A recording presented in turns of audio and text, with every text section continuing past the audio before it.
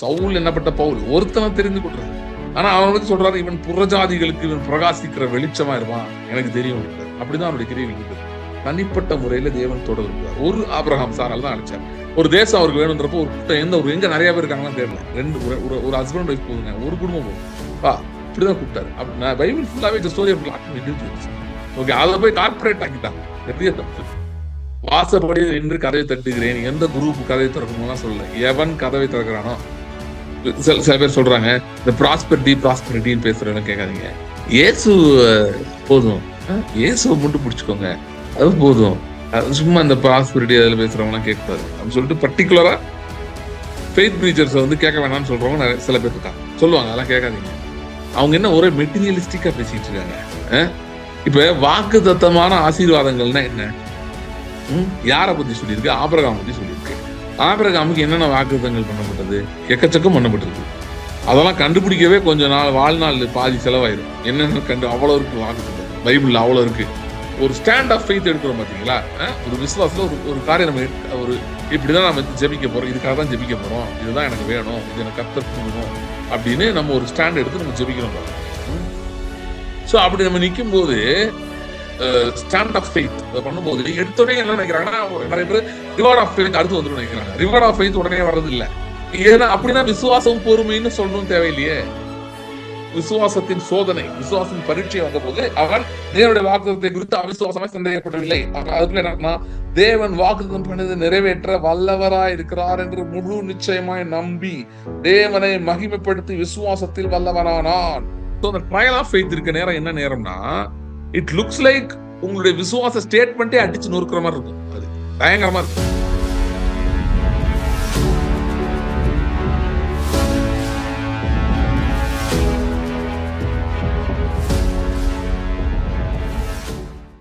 ஆண்டவரே, நாங்கள் மண்டை வரும்போதெல்லாம் நீர் எங்களுக்கு சமீபமா இருக்கிறீர் என்னுடைய வார்த்தை சொல்லுகிறது.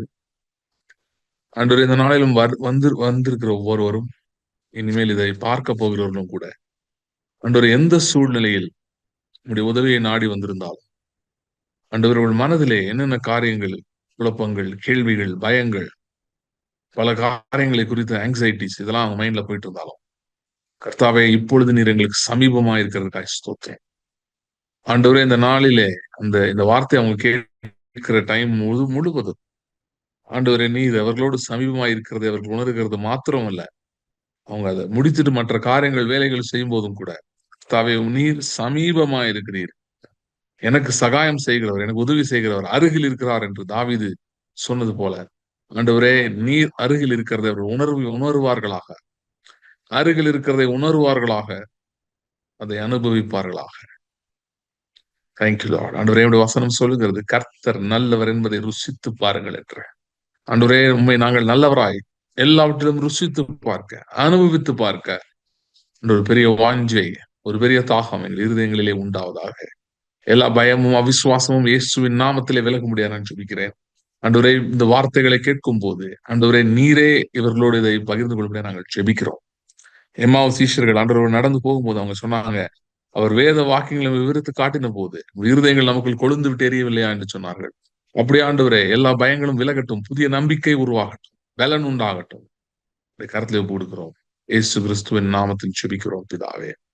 எபிரேயர் 4 அதுல 14, 15, 16 3 வசனங்கள் நான் வாசிக்கிறேன். வானங்களின் வழியாய் பரலோகத்திற்கு போன தேவகுமாரனாகிய இயேசு என்னும் மகா பிரதான ஆசாரியர் நமக்கு இருக்கிறபடியினால் நாம் பண்ணின அறிக்கையை உறுதியாய் பற்றி கொண்டிருக்க கடவோம். நம்முடைய பலவீனங்களை குறித்து பரிதபிக்க கூடாத பிரதான ஆசாரியர் நமக்கிராமல் எல்லா விதத்திலும் நம்மை போல சோதிக்கப்பட்டும் பாவம் இல்லாதவராய் இருக்கிற பிரதான ஆசாரியரே நமக்கு இருக்கிறார். ஆதலால் நாம் இரக்கத்தை பெறவும் ஏற்ற சமயத்தில் சகாயம் செய்யவும் கிருபையை அடையவும் தைரியமாய் கிருபாசன தண்டையிலே சேர கடவோம். இந்த வசனங்கள் 3 வசனங்கள் தான் படிச்சோம். ஆனா இந்த 3 வசனங்களை வந்து நம்ம சரியாய் புரிந்து கொள்ளலன்னா கிறிஸ்டியன் லைஃப்ல ஒரு முக்கியமான பீஸ் மிஸ்ஸிங் மாதிரி. ஒரு பிளேன் ஏர்பிளைன் பறக்குதுன்னு வச்சுக்கோங்களேன், அதுல வந்து எவ்வளவோ பார்ட்ஸ் இருக்கு. ஆனா எல்லா பார்ட்டும் முக்கியம் தான். ஒரு சில பார்ட்ஸ் வந்து ஓகே, அது கம்ஃபர்ட்காக வச்சிருக்கிற பார்ட்ஸ் இருக்குது. ஆனா சில பார்ட்ஸ் இருக்கு, அதெல்லாம் ரொம்ப ரொம்ப வைட்டல். ஒரு பிளேன் ஒரு கிராஷ் ஆச்சு, அது வந்து என்ன சொல்றது, அதோடைய அந்த இன்வெஸ்டிகேஷன் அவங்க பண்ணி ஏன் கிராஷ் ஆச்சுன்னு கண்டுபிடிச்ச போது ஷாக் ஆனாங்க. ஏன் ஷாக் ஆனாங்கன்னா, பிட்டாட் டியூப்னு ஒண்ணு இருக்கு. இவ்வளவுதான் இருக்கும் சைஸ். இந்த இவ்வளவுதான் இருக்கும். நீங்க பிளேன்லாம் ஏறும்போது பாத்தீங்கன்னா வெளியே இப்படி லைட்டா அப்படி ப்ரொட்ரூடிங்கா இருக்கும். அது வந்து என்னன்னா, அந்த ஹைட் மெஷர்மென்ட் வந்து அந்த பிளேனோட கம்ப்யூட்டர் குடுக்குறது. அந்த பிட்டோட் டியூப் இவ்வளவுதான் இருக்கும். சரியா? அதோட விலை கூட ரொம்ப இருக்குமான்னுலாம் சொல்ல முடியாது. அது ஒரு சென்சார் அது. ஹைட் அண்ட் டிஸ்டன்ஸ் சென்சார் அது. ஆ ஆனா, அது என்ன ப்ராப்ளம்னா, ரொம்ப நாள் அந்த பிளேன் ஒருத்தர் நிறுத்தி வச்சிருந்திருக்காங்க. அதுல குளவி கூடு கட்டுச்சு. குளவி கூடு கட்டுனதுனால, அந்த இது தெரியாம அது ராங் ரீடிங் அது குடுத்து, அதனால கன்ஃப்யூஸ் ஆயி, பாதி கம்ப்யூட்டரும் கன்ஃப்யூஸ் ஆயி, பைலட்டும் கன்ஃப்யூஸ் ஆயி இது பண்ணிட்டாங்க. அது ஒரு டெஸ்ட் ஃபிளைட். அந்த டெஸ்ட் ஃபிளைட் போய் கிராஷ் ஆயிருச்சு. ஆனா, அது ஏன் கிராஷ் ஆச்சுன்றது கண்டுபிடிச்சது இந்த ரீசன். இதுதான் ஃபைனல் கன்க்ளூஷன். இதுதான்.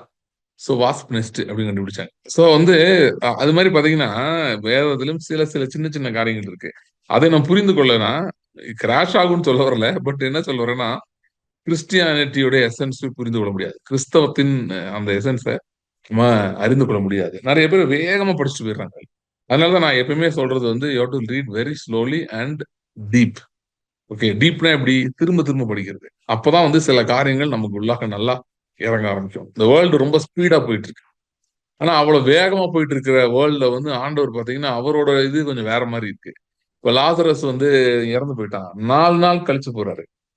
அது வந்து ஒர்ஸ்ட் இல்லையா? ஏன்னா யாரா போவாங்க அப்படி 4 நாள் கழிச்சு போவாங்களா? ஏன்னா ஃபாஸ்ட்டா ஏன் போறாங்கன்னா, அவங்கலாம் அஞ்சலி செலுத்த போறாங்க. இயேசு உயிரோட எழுப்ப போறாரு. அதான் டிஃபரன்ஸ். சோ அதனால பாத்தீங்கன்னா, ஸ்லோவா தான் அவர் பண்ணுவாரு சில நேரம். ஆனா ஏன்னா அவர் வந்து அவரோட ஒர்க் ரொம்ப ஆழமானது. ரொம்ப டீப்பான ஒர்க். சில பேர் நீங்க நினைச்சிட்டு இருக்கலாம், அவங்க லைஃப்ல ஒண்ணும் மூவ் ஆக மாட்டேங்குது. எல்லாம் அப்படியே நிக்குது. இல்ல, கர்த்தர் ஆழமான கிரியை செய்து கொண்டிருக்கிறார். ஒரே ஒரு காரியம், நம்ம வந்து ஆண்டவரை விட்டு விலகிடக்கூடாது. மீனிங் அந்த விசுவாசத்திலிருந்து விலகிடக்கூடாது. தொடர்ந்து நாம் நிற்க வேண்டும். ஏன்னா கர்த்தர் வாக்கு பண்ணினால் வாக்கு பண்ணினவர், வாக்கு மாறாதவர், ஒரு உண்மையுள்ளவர். சொன்னதை அப்படியே செய்து முடிக்கிறவர், ஒன்றும் பிசகாதவர், ஒன்றிலும் மாறாதவர். அவர் என்ன சொன்னாரோ அதை அப்படியே சொன்னபடி செய்து முடிக்கிறவர். ஆகவே ஸ்லோவானாலும் அவர் நிச்சயமா செய்கிறார். அவரும் அப்படி இருக்கிறதுனால பாத்தீங்கன்னா, நம்ம பைபிள் படிக்கிறது அப்படிதான் படிக்கணும். ஸ்லோவா படிக்கணும். படிக்கும்போது தான், இன்னும் டைம் எடுத்து படிக்கும்போது தான் அது உள்ள இறங்க ஆரம்பிக்கும். சரி, ரைட். சோ இந்த இந்த இந்த இந்த கான்டெக்ஸ்டையும் நான் லைட்டா சொல்லிடுறேன். என்னன்னா, புக் ஆஃப் ஹீப்ரூஸ் வந்து பாக்குறோம். பை த வே, நம்ம வந்து அந்த கிருபை பிரமாணம் அப்படிதான் பார்த்துட்டு இருக்கோம். அதுல இன்னைக்கு நம்ம பார்க்க போறது ஒரு முக்கியமான ஒரு பில்லர் மாதிரி, ஒரு இம்பார்ட்டன்ட் பில்லர். அதான் சொன்னேன், இது சின்ன 3 வசனமா இருந்தாலும் ரொம்ப ஆழமான பகுதிகள், நமக்கு நிறைய சூழ்நிலைகளுக்கு உதவி செய்யக்கூடிய பகுதிகள். இது வந்து எபிரேயர் நிருபம், புக் ஆஃப் ஹீப்ரூஸ்.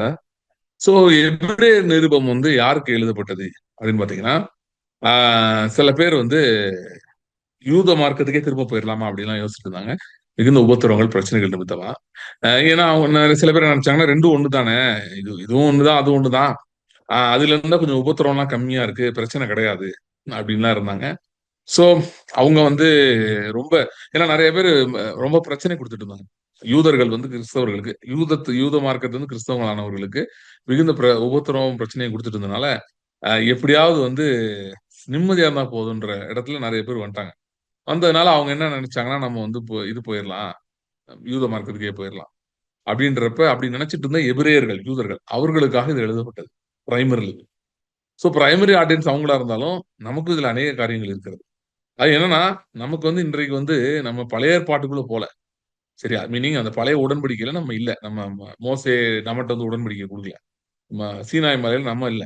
ஏன்னா நம்மலாம் இப்ப பாக்குறவங்கலாம் இந்தியாக்காரங்க தான். சரியா? சில ஸ்ரீலங்கன் பீப்பிளும் பாக்குறாங்க. சோ நம்ம ஸ்ரீலங்கன்ஸோ, இந்தியன்ஸோ நம்மலாம் வந்து ஈவன் சிங்கப்பூர் பீப்பிளும் கொஞ்சம் பேர் பாக்குறாங்க. சோ தமிழ் தமிழ் மக்கள் நிறைய பேர் பாக்குறாங்க ப்ரோகிராம். பட் பட் என்ன சொல்றேன்னா, நம்ம யாரும் யூதர்கள் கிடையாது இல்லையா? சோ நம்மலாம் வந்து பல விதமான பேக்ரவுண்ட்ஸ் வந்து வர்றோம். சோ நமக்கு நியாயப்பிரமாணம்லாம் குடுக்கப்படல. ஓகே. ஆனா அப்ப நமக்கு என்ன இதுல சிக்னிஃபிகன்ஸ்? நம்ம ஏன் இதுல படிக்கிறோம் அப்படின்னு சொன்னா, நாம் இயேசு கிறிஸ்துவில் வந்து சேர்ந்திருக்கிறோம். சோ இயேசு கிறிஸ்துவில் வந்து சேர்கிறவர்களுக்கு என்ன அப்படின்றது தான் பழைய ஏற்பாடு இருக்கு. சோ ஆகவே இப்ப வந்து இந்த பகுதி, இந்த வசனம் பாத்தீங்கன்னா, குறிப்பாக இயேசு கிறிஸ்துவை பிரதான ஆசாரியர் என்று காட்டுகிறது. அவர் எப்படிப்பட்ட ஆசாரியர்? மோசேயுடைய நியாயப்பிரமாணத்துல ஆரோனுக்கு கீழ வந்த ஆசாரியர்கள் நிறைய பேர் இருந்தாங்க. அது வேற, இது வேற. அதாவது என்னன்னா, இந்த Hebrews book of comparisons. So பழைய ஏற்பாடையும், புதிய ஏற்பாடையும், அது மீனிங் பழைய அந்த உடன்படிக்கையும், இயேசு கிறிஸ்துக்குள் அது எப்படி இவைகளெல்லாம் நிறைவு பெறுகிறது முழுமை அடைகிறது. இதெல்லாம் இயேசு கிறிஸ்து இல்லாம முழுமையும் கிடையாது, நிறைவும் கிடையாது. ஃபார் எக்ஸாம்பிள் இப்ப இஸ்ரேல் ஜனங்கள் இருக்காங்க, இன்னைக்கு இருக்காங்க. அவங்களுக்கு வாக்குத்தத்தங்கள் எல்லாம் இருந்தாலும், அது எதுவுமே வந்து கிறிஸ்து இல்லாமல் நிறைவேறுகிறது இல்லை. லிட்டரலா எப்படின்னா, சூப்பர் மார்க்கெட் போறீங்கன்னு வைங்க. எல்லாம் பே பண்றீங்க. சாரி, எல்லா பொருளா வாங்குறீங்க. கடைசியில பேமெண்ட் கவுண்டர்ன்னு ஒண்ணு இருக்குல்ல. நீங்க எல்லாம் எடுத்து கார்ட்ல போட்டுக்கலாம் பொருளு. ஆனா அத கொண்டு வந்து நீங்க வீட்டுக்கு எடுத்துட்டு போணும் அப்படின்னா, பேமெண்ட் கவுண்டர்ல போய் பே பண்ணா தான் குடுக்கப்படும். அங்க கார்டோ, ஏதோ ஜிபேயோ ஏதோ குடுக்குறீங்கன்னா தான் உங்களுக்கு குடுக்கப்படும். அதே போல தான் யாரா இருந்தாலும் சரி, அவன் யூதன், கிரேக்கன் என்று வித்தியாசமே இல்லை. அ இந்த வாக்குத்தத்தங்கள் எல்லாம் இயேசு கிறிஸ்து மூலமாய் மட்டுமே நடக்கிறது. அப்படின்றத அது தெளிவுபடுத்தி இந்த எபிரேயர் புத்தகம் எழுதப்பட்டது. இயேசு கிறிஸ்து இல்லாம அவர் என்ன சொல்லிட்டாருன்னா, யூதராவே இருந்தாலும் அவன் தேவாலயத்துக்குள்ளே போய் உட்கார்ந்திருந்து, என்னங்க இது சாலமோன் கட்டின தேவாலயம் பிரதிஷ்டை பண்ணா, அப்புறம் இடிஞ்சு போனாலும் திரும்ப அது பிரதிஷ்டை பண்ணப்பட்டது. தேவன் அத பத்தி வாக்குத்தத்தம்லாம் குடுத்தாரு. ஆமா, எல்லாம் குடுத்தாரு தான். ஆனா, அந்த எல்லாமே இயேசுவை நோக்கி திரும்பி விடுகிறது. ஃபார் எக்ஸாம்பிள் பாத்தீங்கன்னா, ஆலயத்துக்கு நிறைய மகிமை இருந்தது. அதெல்லாம் கிறிஸ்துவை நோக்கி திரும்பி விடுகிறது. புதிய ஏற்பாட்டிலே. புதிய ஏற்பாட்டிலே அவர்தான் ஆலயம். இப்ப வெளிப்படுத்தல் 21 அதிகாரம் படிச்சு பாருங்க, அங்க போட்டிருக்கு. அங்கேயான ஆலயத்தை காணவில்லை. ஆனால் ஆட்டுக்குட்டியானவரே ஆலயம். சரியா? சோ அவர்தான் எல்லாமே. எல்லாமே அவரை நோக்கி திரும்பி விடுகிறது. ஆபிரகாமின் சந்ததின்றது யாரா? அதுவும் அவர்தான். இயேசு கிறிஸ்து தான். மெய்யான ஒலிவ மரம் என்று பவுல் அவர் எழுதுகிறார். அவர்தான் ஆதி. சோ எல்லாமே அதுதான். அவர்தான். அவர்ல எல்லாம் திரும்பிருது. சோ எல்லா ஆசீர்வாதங்களும் கிறிஸ்துவுக்குள் போய்விட்டது. சோ கிறிஸ்துவுக்குள் வருகிறவர்களுக்கு ஆசீர்வாதங்கள் எல்லாம் இருக்கிறது. ஆனா கிறிஸ்துவுக்குள் வர்றவங்களுக்கு என்னென்ன இருக்குன்னு தெரியணும் இல்லையா? அதுக்கு தான் நாம் பழைய ஏற்பாடை படிக்கணும். சரியா? தயவு செய்து அதனால யாராவது சொன்னாங்கன்னு சொல்லிட்டு பழைய ஏற்பாட்டுல ஆண்டவர் வந்து அடிப்பேன், குத்துவேன் போட்டிருக்கிறதெல்லாம் நமக்குன்னு எடுத்துக்கிட்டீங்கன்னா, அதை விட பிசாசுக்கு யாரும் உதவி செய்ய முடியாது. ம். Nobody can help the devil more than taking all the Old Testament லா கீழ சொல்லப்பட்டதெல்லாம் எடுத்துட்டு, ஆண்டவர் ஃபார் எக்ஸாம்பிள் ஓல்ட் டெஸ்ட்மென்ட் படிச்சு பாருங்க. இஸ்ரேல பத்தி ஆண்டவர் வந்து ரொம்ப வேதனையா பேசுறாரு. பல இடங்கள்ல. அவங்க இப்படி பண்ண அப்படி இதெல்லாம் எடுத்து யாராவது உங்களுக்கு பேசுனாங்கன்னா, அவர்கள் பிசாசுக்கு உதவி செய்கிறார்கள் என்று அர்த்தம். நமக்கு அதுக்கும் சம்பந்தமே இல்ல. ஓகே. அததான் வந்து பவுல் வந்து அ அ சி இப்ப நான் ஒண்ணு சொன்னேன். அவர்களுக்கு நியாயப்பிரமாணம் கொடுக்கப்பட்டது இல்லையா?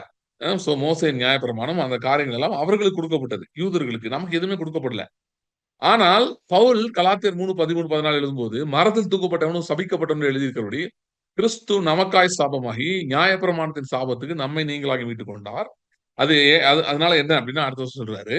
அ ப ஆபிரகாமின் ஆசீர்வாதங்கள் புறஜாதிகளுக்கு வந்து சேரும்படியாக. அப்புறம் ஆவியை குறித்து சொல்லப்பட்ட வாக்குத்தத்தை விசுவாசத்தினால பெரும்படியாகவும் இப்படி ஆயிற்று அப்படின்றாரு. இப்ப என்னன்னா நியாயப்பிரமாணம் நமக்கு இல்ல. கரெக்ட். நமக்கு கொடுக்கவே இல்ல நமக்கு. அப்புறம் எப்படி அ நியாயப்பிரமாணத்தின் சாபத்துக்கு நாம் விடுதலை ஆகுறோம்? அது நம்ம நியாயப்பிரமாணமே வரலையே நமக்கு. நியாயப்பிரமாணம் என்னன்னா, புறஜாதிகளை பொறுத்தவரையிலே எல்லார பொறுத்தவரையிலும் நியாயப்பிரமாணம் என்னன்னு ஜெனரலா சொல்லிடுறேன். நியாயப்பிரமாணம் வந்து என்னுடைய மனசாட்சியின் reflection. The law was the reflection of our conscience.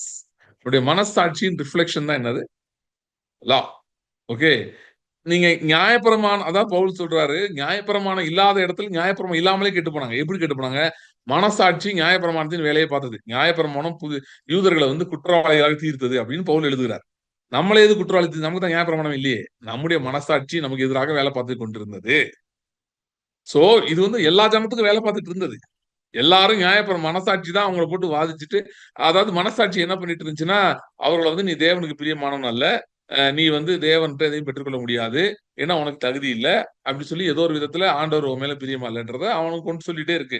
சரி, அதுக்கு ஒரு கிரவுண்ட் இருந்ததா? ஒரு கிரவுண்ட் இருந்தது. என்ன கிரவுண்ட்னா ஸ்பிரிட்லெஸ்னஸ் வாஸ் தி கிரவுண்ட். மனுஷன் வந்து ஆவி இல்லாமல் ஆயிட்டான். சில பேர் என்ன நினைக்கிறாங்கன்னா, அ அது மட்டும் தான் பிரச்சனைன்னு நினைக்கிறாங்க. மனசாட்சி தான் பிரச்சனை. குற்ற மனசாட்சியா இருந்தது தான் பிரச்சனைன்னு நினைக்கிறாங்க. குற்ற மனசாட்சி மட்டும் பிரச்சனை கிடையாது. அதுக்கு ஒரு கிரவுண்ட் இருந்தது. நான் வந்து இது புக் எழுதியிருக்கேன். சரி, வேணுங்கிறவங்க நீங்க கேட்டா நான் அங்க அனுப்புவேன் உங்களுக்கு. அந்த புக்ல வந்து இத பத்தின ரொம்ப டீட்டெயில்டா நான் எழுதியிருக்கேன். சோ என்னன்னா, மனசாட்சியே குற்ற மனசாட்சியா மாறுச்சுன்றத நான் எழுதியிருக்கேன். ஏன் மாறுச்சுன்னா, ஸ்பிரிட் இல்ல. ஆவி இல்ல. ஆவி இல்லன்னா, ஆவியிலிருந்து இன்புட் வரல. மனுஷன் இப்ப பழத்த சாப்பிட்டோனே, நன்மை தீமை விருட்சத்த சாப்பிட்டோனே, ஆவியிலிருந்து இன்புட்டே வரல. ஆவியிலிருந்து இன்புட் வராதனால, அவன் குற்றவாளி என்ற இன்புட் மட்டும் அவனுக்கு மாம்சத்துல வருது. மாம்சம்னா அவன் பார்க்கிறவைகள், கேட்கிறவைகள், உணர்கிறவைகள் எல்லாமே மாம்சம் தான். சோ அது எல்லாமே வந்து அவன் சரியில்ல, அவன்ட்ட ஏதோ மிஸ்ஸிங்ன்றத சொல்லிட்டு இருக்கு. That's also true because the spirit was not there. அது இல்லன்றத வந்து இல்லன்னு இருக்கறனால அவனால அத ரிஜெக்டும் பண்ண முடியாது. சரியா? சோ அப்படின்றப்ப அது அந்த குற்ற மனசாட்சி என்ன பண்ண ஆரம்பிச்சிருதுன்னு பாத்தீங்கன்னா, அதுவே கண்டம் பண்ணுது. கண்டம் பண்ணா அவன குற்றவாளியா தீர்க்குது. ஓகே. நிறைய வியாதிகளுக்கு பின்பாக குற்ற மனசாட்சி இருக்கிறது. அ சி அண்ட் அது குற்ற மனசாட்சின்றதையும் நான் அதையும் லைட்டா சொல்லிடுறேன். நான் புக்ல படிச்சா தான் எனக்கு டீட்டெயிலா புரியும். பட் இத லைட்டா சொல்லிடுறேன். குற்ற மனசாட்சி என்னன்னு பாத்தீங்கன்னா, நீங்க தப்பு செஞ்சா தான் குற்ற மனசாட்சி வேலை பார்க்கும்னு அவசியமே கிடையாது. நீங்க for example, all somebody has to do is to somehow convince you are wrong. You may not be actually wrong, but somebody convinces you are wrong, your conscience most probably will accept it. Okay. சரி, அத accept பண்ணும்போது 2 விதமா நம்ம react பண்ணுவோம். ஒண்ணு வந்து என்ன பண்ணிருவோம்னா, அப்படியே அவங்க கீழ இறங்கி போய் உட்கார்ந்துருவோம். உட்கார்ந்து அவங்க கால்லயே விழுந்து, சில பேர் நம்மள மேனிபுலேட் பண்றாங்கன்னு தெரியாம கூட உட்கார்ந்துருப்போம். இன்னொரு ரியாக்ஷன் பண்ணுவோம். என்ன பண்ணுவோம்னா, ரிபெல் பண்ணிருவோம். போடா நீயாவது சொல்றதாவது, நீ சொல்றது எதுவுமே கேட்க முடியாது. எதிர்த்து பேசுவேன், சண்டை போடுவேன் அப்படின்னு 2 பேரும். ஆக மொத்தம் பார்த்தீங்கன்னா, இந்த 2 பேருமே அந்த கான்ஷியன்ஸ் வந்து ரிப்போர்ட் அக்செப்ட் பண்ணிக்கிறாங்க. சரி, நீங்க வெளிய இருக்கவங்க ரிப்போர்ட் அக்செப்ட் பண்ணாம இருக்கலாம். ஓகே. ஆனா உங்க கான்ஷியன்ஸ் அக்செப்ட் பண்ணி, அதுதான் ரிபெல்லியனோ இதுக்கோ புரொடியூஸ் பண்றதுக்கு ஏதுவானது உருவாக்குது உங்களுக்குள்ள. ஓகே. சோ இதுல என்ன பிசாசு என்ன பண்ணிட்டு இருந்தான்னா, பாவமே ஒருத்தன் செய்யாதவன் கூட பாவம் செஞ்சுட்டான்னு நம்ப வச்சுருவான். ஏன்னா அவன் பொய்யன். அவனுக்கு வேலையே அதான். சரி, அது மட்டும் இல்ல. யாரோ செஞ்ச தப்புக்கெல்லாம் நீ தான் காரணம்னு கூட சொல்லிரும். அப்படி சில சில all we need our fallen system, நம்மளோட சிஸ்டம்க்கு தேவை வந்து all we need some false signals அவ்வளவுதான். கொஞ்சம் ஃபால்ஸ் சிக்னல் இருந்தா நம்ம அவ்வளவு படிச்சுருவோம். நீ சரியில்ல, இது மாதிரி நடந்துருச்சு. ஏன்னா நீ இப்படி பண்ணியிருக்க, அதனால தான் நடந்திருக்கும்.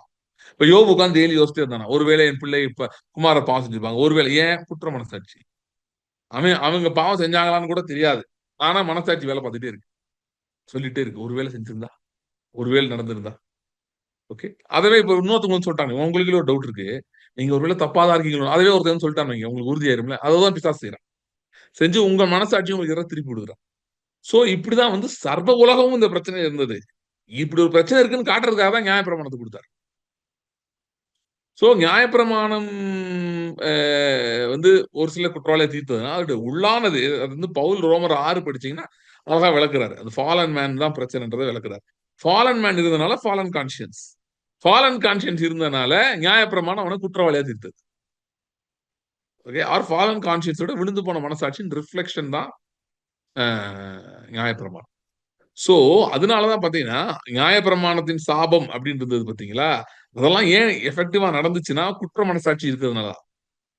அப்போ மரத்தில் தூக்கப்பட்டவனும் சபிக்கப்பட்டவனும் எழுதியிருக்கிறபடி, கிறிஸ்து நமக்காய் சாபமாகி, நியாயப்பிரமாணத்தின் சாபத்துக்கு நம்மை நீங்கலாக்கி மீட்டுக் கொண்டார். அப்படின்னா, நாம் நியாயப்பிரமாணத்தின் சாபம்னா, குற்ற மனசாட்சியின் எல்லா தாக்கங்களினின்றும், அதனால் வருகிற சாபங்களினின்றும் விடுதலையாக்கப்பட்டிருக்கிறோம். எதனால? இயேசு கிறிஸ்து சிலுவையில மரித்ததால. சோ நமக்கு வந்து எதுக்கு நம்ம போறோம் பழைய ஏற்பாட்டுக்கு அப்படின்னா, ஆபிரகாமின் ஆசீர்வாதத்த கண்டுபிடிக்க தான் போறோம். அதான் 2 மீட்டிங் முன்னாடி தான் பேசினேன். ஆபிரகாம், ஈசாக்கு, யாக்கோபு அவருடைய கல்லறை பத்தி பேசினேன். அங்க மெமோரியல் என்ன இருக்கு? கர்த்தருடைய உண்மை இருக்குது. கர்த்தர் வந்து அவங்களுடைய சந்ததிக்கு உண்மையுள்ளவர்ன்றது இருக்கு. அந்த சந்ததி நாமே. அதை படிக்க தான் நம்ம கர்த்தருடைய வார்த்தைக்கு செல்ல வேண்டும். திரும்ப திரும்ப சொல்றேன். ரொம்ப ரொம்ப முக்கியமானது. சில பேர் ஓவரா படிச்சு பைத்தியமாயிட்டாங்க. அதெல்லாம் ஃபாலோ பண்ணாதீங்க. அதிக படிப்பு உடலுக்கு இளைப்புன்னு பிரசங்கி சொல்லியிருக்காங்க. அதனால அதாவது பைபிளே ரொம்ப படிச்சா எவனும் தப்பா போக வாய்ப்பு ரொம்ப கம்மி. அகைன் பைபிள் படிக்கும்போது ஆட்டிட்யூட் ரொம்ப முக்கியம். எதுக்காக படிக்கிறோம்? ஒரு ரொம்ப நாள் ஒருத்தன் சோறு இல்லாதவனுக்கு நீங்க சோறு போட்டா எப்படி சாப்பிடுவான்? ஏதோ பிச்சை எடுத்து சாப்பிட்டுட்டு இருக்கான் அப்படின்னு பார்த்தா ஒருத்தன் கூட்டு வச்சு நீங்க வீட்ல இருந்து நல்லா பிரியாணி போட்டீங்கன்னா அவன் எப்படி சாப்பிடுவான்? வேற எதையாவது கண்டுக்குவானா? எதையுமே கண்டுக்க மாட்டான். நான் பல வருஷங்களுக்கு முன்பாக பீகார் அகஸ்டின் ஜெயக்குமார் இருக்கார்ல, ஜேம்ஸ் அவங்களுடைய அந்த இதுக்கு நாங்க போயிருந்தோம். அந்த டைம்ல பார்த்தீங்கன்னா, ஒரு ஏறக்குறைய ஒரு 15 நாள் வந்து 15 நாள் 15 நாள் இல்ல 3 நாளு. 3 நாள் வந்து பீகார்ல வந்து ரோத்தக் அப்படின்ற இடம். வந்து மிகவும் தடை செய்யப்பட்ட பகுதி. லேஸ்ல அங்க போ முடியாது. ரொம்ப கஷ்டப்பட்டு தான் போணும். இல்ல வண்டி, பஸ் கிடையாது, ஒண்ணும் கிடையாது. நடந்து தான் போணும். சில பேர் போயிருப்பீங்கன்னு நினைக்கிறேன். உள்ள போனா உங்களுக்கு அதெல்லாம் தெரியும். அவங்க கூட்டிட்டு போவாங்க. அங்க போனீங்கன்னா ஊழியத்துக்குன்னு கூட்டிட்டு போவாங்க. சோ அங்க போய் அந்த மலைவாழ் மக்களு, அந்த கிராமங்கள் அங்கெல்லாம் மலை ஏறி போணும். அங்க பார்த்தீங்கன்னா, டெய்லி ஒரே சாப்பாடு தான். ஏன்னா 3 நாள் போறோம்ல, டிராவல் பண்றோம்ல. சப்பாத்தி குடுப்பாங்க, தால் குடுப்பாங்க, ஒரு முட்டை குடுப்பாங்க. அப்புறம் வந்து இந்த கொண்டைக்கடலைய வேக வச்சு அவிச்சு அப்புறம் ஏதோ இதெல்லாம் போட்டு குடுப்பாங்க. இதெல்லாம் நடக்கிறதுக்கு ரொம்ப தெம்பா இருக்கும்னு சொல்லிட்டு. அப்புறம் ஏதோ ஒரு ஜூஸ்ன்னு ஒண்ணு குடுப்பாங்க. அது ஜூஸ்ன்னா இனிப்பாலாம் இருக்காது. அது வந்து ஏதோ இந்த சத்து மாவு இதெல்லாம் போட்டு உங்களுக்கு ஏன்னா நடந்து போறீங்க அவ்வளவு தூரம் அப்படின்னு சொல்லிட்டு.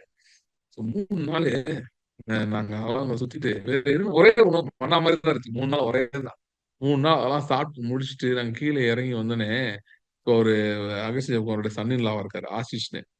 சோ அவரு தான் எங்கள அரேஞ்ச் பண்ணியிருந்தாரு. அவங்க அப்பாவும் ரொம்ப நாளா அங்க ஜெம்ஸ்ல வந்து சீனியர் பெர்சன். ரொம்ப நாளா அங்க அசிஸ்டன்ட் பிரதர் அகஸ்டின் ஜெபக்குமாருக்கு அவர் வந்து அசிஸ்டன்ட் மாரி இருந்தாரு. சோ அவங்க தான் கூட்டிட்டு போயிருந்தாங்க. அவங்க ஃபேமிலி அந்த அந்த அங்கிள் அவங்க அப்பா ஆசிஷோட அப்பா வந்து எங்க டீம்ல 20 பேர் இருந்தோம்னு நினைக்கிறேன். எல்லாருக்கும் வந்து ஒரு கீ ரைஸும், சிக்கனும் பண்ணி வச்சிருந்தாங்க. அது மாரி ஒரு டேஸ்ட்டான நான் வாழ்நாள்லயே சாப்பிட்டது இல்ல. ஏன்னா 3 நாள் வந்து காஞ்சு போயிருக்கும் இல்லையா? சோ அங்க போய் சுத்திட்டு வந்துட்டு சாப்பிட்டது வந்து பார்த்தீங்கன்னா, அவ்வளோ நல்லா இருந்துச்சு. ஏன் சொல்றேன்னா, கர்த்தருடைய வார்த்தைக்கு போம்போது ஆசீர்வாதங்கள், வாக்குத்தத்தங்களை இந்த ஆட்டிட்யூட்ல போணும். ஒரு தமிழ்ல ஒரு இது இருக்கும்.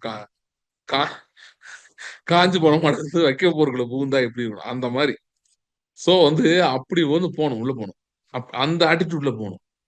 சி ஆண்டவராகிய இயேசு கிறிஸ்துகிட்டயே இப்படி வந்தவங்க மட்டும் தான் அவரு அவரு வந்து ரொம்ப அப்ரிஷியேட் பண்ணாரு.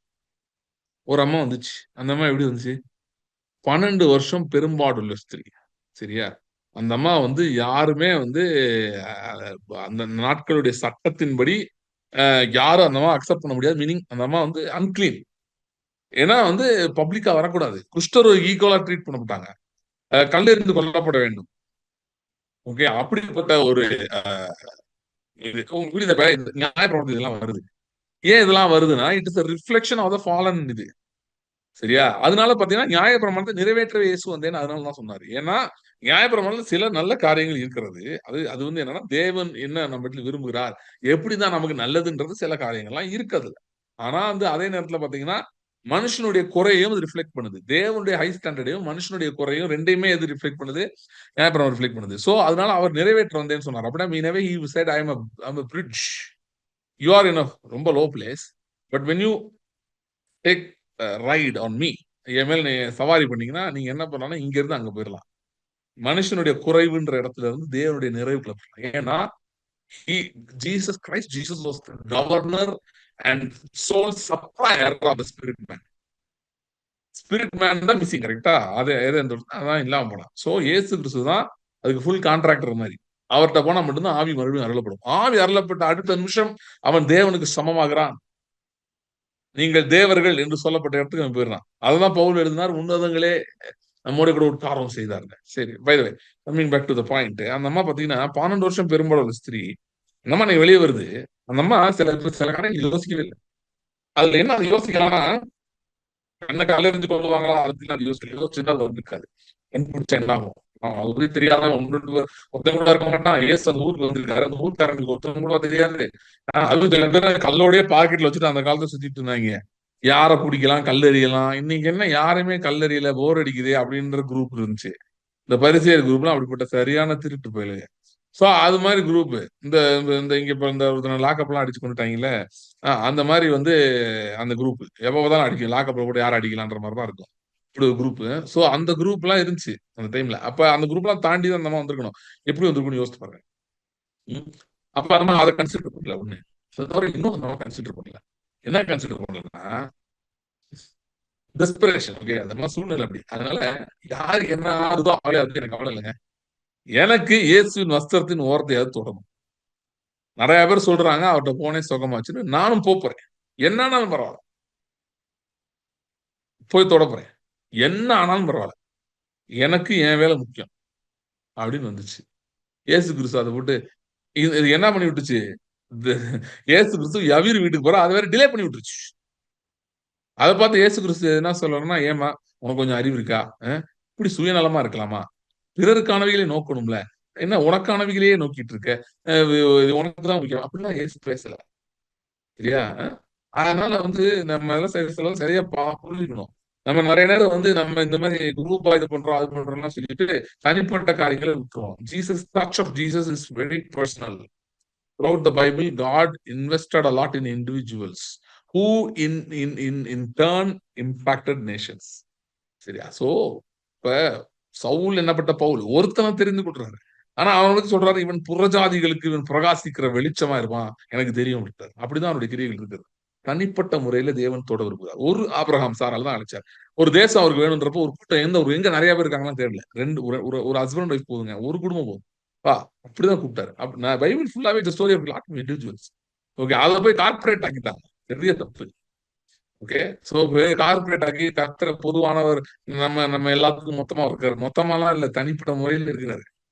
வாசப்படி நின்று கதவை தட்டுகிறேன். எந்த குரூப் கதவை திறக்கணும்லாம் சொல்லல. எவன் கதவை திறக்கிறானோ, ஓகே, தேவன் தம்முடைய ஒரே பிறந்த குமாரனை விசுவாசிக்கிறவன் எவனோ, விசுவாசிக்கிற கும்பல் எதுவோ அப்படிலாம் சொல்ல, விசுவாசிக்கிறவன் எவனோ அவன் கெட்டு போகாமல். இண்டிவிஜுவலிஸ்டிக். இயேசு கிறிஸ்து சொன்னார், காணாமல் போன ஆடு தேடி தான் வந்திருக்கேன். அவர் சொன்ன நம்பரை வேறு பாருங்களேன், 99 விட்டு 1 தேடி போனார். 1 S Uno 1 is God's number. 1 தேடி போவாரு, ஒரு ஆளை தேடி போய். இதுதான் சுவிசேஷம். சுவிசேஷம் என்பது கும்பலா ஒரு நீங்க உட்காருங்க உங்களுக்கு கிடையாது. 1 man 1 woman. Okay, about 1. So 1 family, 1 husband, ஒரு யூனிட், அவ்வளவுதான். அதுதான் ஸ்டார்ட் ஆகுது. சோ அப்படி பல பேர் வரலாம். Okay, but it starts with 1. So அதை நம்ம புரிஞ்ச என்னன்னு தெரியல, டெஸ்பிரேஷன்ல வந்துச்சு. ஆனா இயேசு அதை ஹைலைட் பண்றாரு. நம்ம திட்டல. உடனே திடீர்னு கேட்கிறேன், என்னை தொட்டது யாருன்னா பயந்து நடந்தாலாம் சொல்லிச்சான். சொன்னோடனே அவர் சொல்றாரு, இல்ல, உன் மகளே, உன் விசுவாசம் முன்னேறிச்சது, உன் வேதனை நீங்கி சுகமாயிரு. ஓகே, சோ அந்த மாதிரி டெஸ்பிரேஷன். இன்னொருத்தன் வந்தாங்க, 4 பேர் வந்தானுங்க, ஒரு திமிர்வாதக்காரனை கூட்டிட்டு. அவன் என்ன பண்றான், வந்து பாக்குறாங்க, பார்த்தா வீடு ஃபுல்லா கூட்டம். ஒரு தேவையில்ல குரூப் உட்கார்ந்து பார்த்து அவங்க எதுக்கு வந்தாங்கன்னு தெரியல. ஹீலிங் மீட்டிங் அவங்களுக்கு என்ன வேலை, அவங்களுக்கு ரொம்ப உள்ள விசுவாசிகள். ஓகே, வீடியோ போட வந்து போய் நினைக்கிறேன், வாட்ஸ்அப் யூடியூப்ல கட் பண்ணி வீடியோ போட வந்து போய் நினைக்கிறேன். வேற எதுக்கு அவங்க வராங்க? சோ அதுக்கு தான் வந்திருக்காங்க. அவங்களுக்கும் இதுக்கும் சம்பந்தமே கிடையாது. அந்த குரூப் உட்காந்துருக்கு, இவங்க எல்லாம் உள்ள வந்து உட்காந்துட்டு தேவைப்படுற ஆளுக்கு இடம் இல்லாம ஆயிடுச்சு. அவன் பார்த்தானுங்க, போட்ட பிரி, அது யாரு வீடு தெரியாது, யார் வீடு இருந்தா நமக்கு, அவன் என்ன திட்டுவானா திட்ட மாட்டானா அதெல்லாம் தெரியாது. இயேசு கிட்ட போகணும். யோசித்து பாருங்க, இந்த டெஸ்பிரேஷன் நம்ம வந்துட்டோமா? Are we this desperate? நிறைய நேரத்தை நான் இதெல்லாம் நிறைய தடவை நான் பிரசங்கம் பண்ணியிருக்கேன், இந்த குரூப்ல பண்ணியிருக்கேன். என்னையும் அறியாம எனக்கே இந்த டெஸ்பிரேஷன் சம்டைம்ஸ் எஸ்கேப் ஆயிடுது. கேஷுவாலிட்டி வந்துருது. கேஷுவாலிட்டி இல்ல, கேஷுவல் ஆட்டிடியூட் வந்து, கேஷுவல் ஆட்டிடியூட் வந்து. கேஷுவல் ஆட்டிடியூட் என்னன்னா, உங்களுடைய பிரேக் த்ரூ, உங்க விடுதலையை பொறுத்தவரை நடக்கிறப்ப நடக்கட்டும். சில பேர் சொல்றாங்கல்ல, கர்த்தர் வந்து அவர் வேலை வச்சிருக்காரு, அப்ப எல்லாம் செய்வாரு. அது வந்து ஒரு விதத்துல அதுல ஒரு பாயிண்ட் இருக்கு, நான் இல்லன்னே சொல்ல வரல. நிறைய நேரங்கள்ல அது ரீசன் கிடையாது நிறைய பேருக்கு அற்புதம் நடக்காம இருக்கிறதுக்கு. The desperation is stolen by the devil. திருடிட்டு போயிடுறான். டெஸ்பிரேஷன் காணாம போயிடுது. டெஸ்பிரேஷன் இல்லைன்னா நம்ம வந்து சில காரியங்களை செய்யவே முடியாது. யாக்கோப்ட எவ்வளவு ஃபால்ட் இருந்தாலும் அவன் அந்த டெஸ்பிரேஷன் இருந்துச்சு. அவன் சொல்லிட்டான், என்னை ஆசீர்வாதத்தாலே போக விட மாட்டேன். மற்றவங்க என்ன பண்றீங்க அதே எனக்கு தெரியாது சார், என்னை ஆசீர்வாதத்தாலே உங்களுக்கு போக விட மாட்டேன். வந்துட்டு ஆசீர்வாதத்தால் தான் போவேன். நான் ஆசீர்வாதத்தை இன்னைக்கு வந்து எவ்வளவு பெரிய பிரச்சனைன்னு பாத்தீங்கன்னா, ஆசீர்வாதத்தை அசிங்கப்படுத்துகிறாரு. ஆசீர்வாதம் எல்லாம் போறீங்க, அப்படித்தானே போகணும்னு ஆண்டவர் சொல்லியிருக்காரு. நாங்களாவ போறோம்? அவர்தான் சொல்லியிருக்காரு. நீங்க எதை தேடி போறீங்க எனக்கு தெரியாது, நான் ஆசீர்வாதத்தை தேடி தான் போறேன். ஏன்னா அவர் தான் சொல்லியிருக்காரு. இப்போ நம்ம கலாத்தியர் 3:13 சொன்னேன், மரத்தில் தூக்கப்பட்ட எவனும் சபிக்கப்பட்டவனும் எழுதியபடி கிறிஸ்து நமக்காக சாபமாகி நியாயப்பிரமாண சாபத்தை நீங்களாக கேட்டுக் கொண்டார். எதுக்காக? ஆபிரகாமின் ஆசீர்வாதம் புறஜாதிகளுக்கு சேர முடியாது. இது யார் சொன்னது? பவுல் எழுதினார். பவுலுக்கு யாரு கர்த்தருடைய ஆவியானவர்தானே. எப்படி இன்னொரு வசனம் பாருங்களேன், இதெல்லாம் ரொம்ப முக்கியமானது. இந்த ஆசீர்வாதம் போகாதீங்கன்னு சொல்றவங்களுக்கு எபிரேயர் 6, ஆபிரகாமுக்கு தேவன் வாக்கு பண்ணினார் அப்படின்றது போட்டிருக்கு. சரியா? அதெல்லாம் 13-14 வருது. 11 வசனம் பாருங்க, ஏனென்றால் உங்கள் கிரியைகளையும் 11 வசனம், நீங்கள் அசதியாயிராமல் வாக்குத்தத்தமான ஆசீர்வாதங்களை, எதை? வாக்குத்தத்தமான ஆசீர்வாதங்களை விசுவாசத்தினாலும் நீடிய பொறுமையினாலும் சுதந்திரித்துக் கொள்கிறவர்களை பின்பற்றுகிறவர்களாக இருந்து. சில பேர் சொல்றாங்க, இது சொல்லிடுறேன், சில பேர் சொல்றாங்க, ப்ராஸ்பெக்டிவ் ப்ரீச்சர்ஸ் எல்லாம் கேட்காதீங்க பிரதர், அதெல்லாம் போகக்கூடாது. எனக்கு ஒருத்தர் போட்டிருந்தாரு, நம்ம யூமெயில போட்டிருந்தாரு, எங்க அப்பா மினிஸ்ட்ரி பண்ணதான் அவர் பார்த்துட்டாரு போல. எனக்கு அவர் ஒருத்தர் நினைக்கிறேன், அவரா தான் இருக்கணும் தெரியல. பிரதர் ஒரு நிமிஷம். போட்டிருக்கு.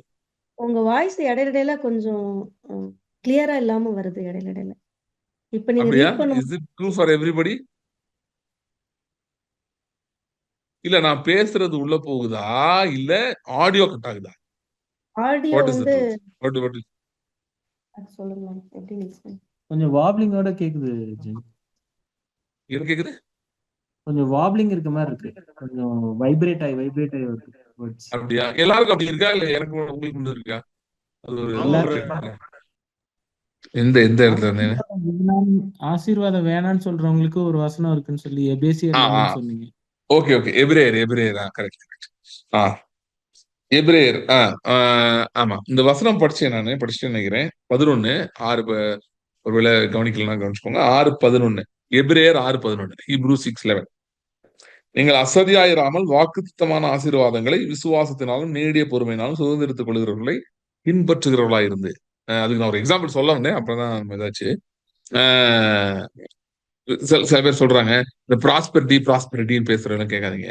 இயேசு போதும், இயேசுவை மட்டும் பிடிச்சுக்கோங்க, அது போதும். அது சும்மா இந்த ப்ராஸ்பெரிட்டி அதுல பேசுறவங்க எல்லாம் கேட்க கூடாது அப்படின்னு சொல்லிட்டு பர்டிகுலரா ஃபெய்த் ப்ரீச்சர்ஸ் வந்து கேட்க வேணாம்னு சொல்றவங்க சில பேர் இருக்காங்க. சொல்லுவாங்க அதெல்லாம் கேட்காதீங்க. அவங்க என்ன ஒரே மெட்டீரியலிஸ்டிக்கா பேசிட்டு இருக்காங்க. இப்ப வாக்கு தத்தமான ஆசீர்வாதங்கள்னா என்ன? யார பத்தி சொல்லியிருக்கு? ஆபிரகாம் பத்தி சொல்லியிருக்கு. ஆபிரகாமுக்கு என்னென்ன வாக்குத்தங்கள் பண்ணப்பட்டது? எக்கச்சக்கம் பண்ணப்பட்டிருக்கு. அதெல்லாம் கண்டுபிடிக்கவே கொஞ்ச நாள் வாழ்நாள் பாதி செலவாயிரும். என்னன்னு அவ்வளவு இருக்கு வாக்குத்தத்தங்கள். பைபிள்ல அவ்வளவு இருக்கு. சோ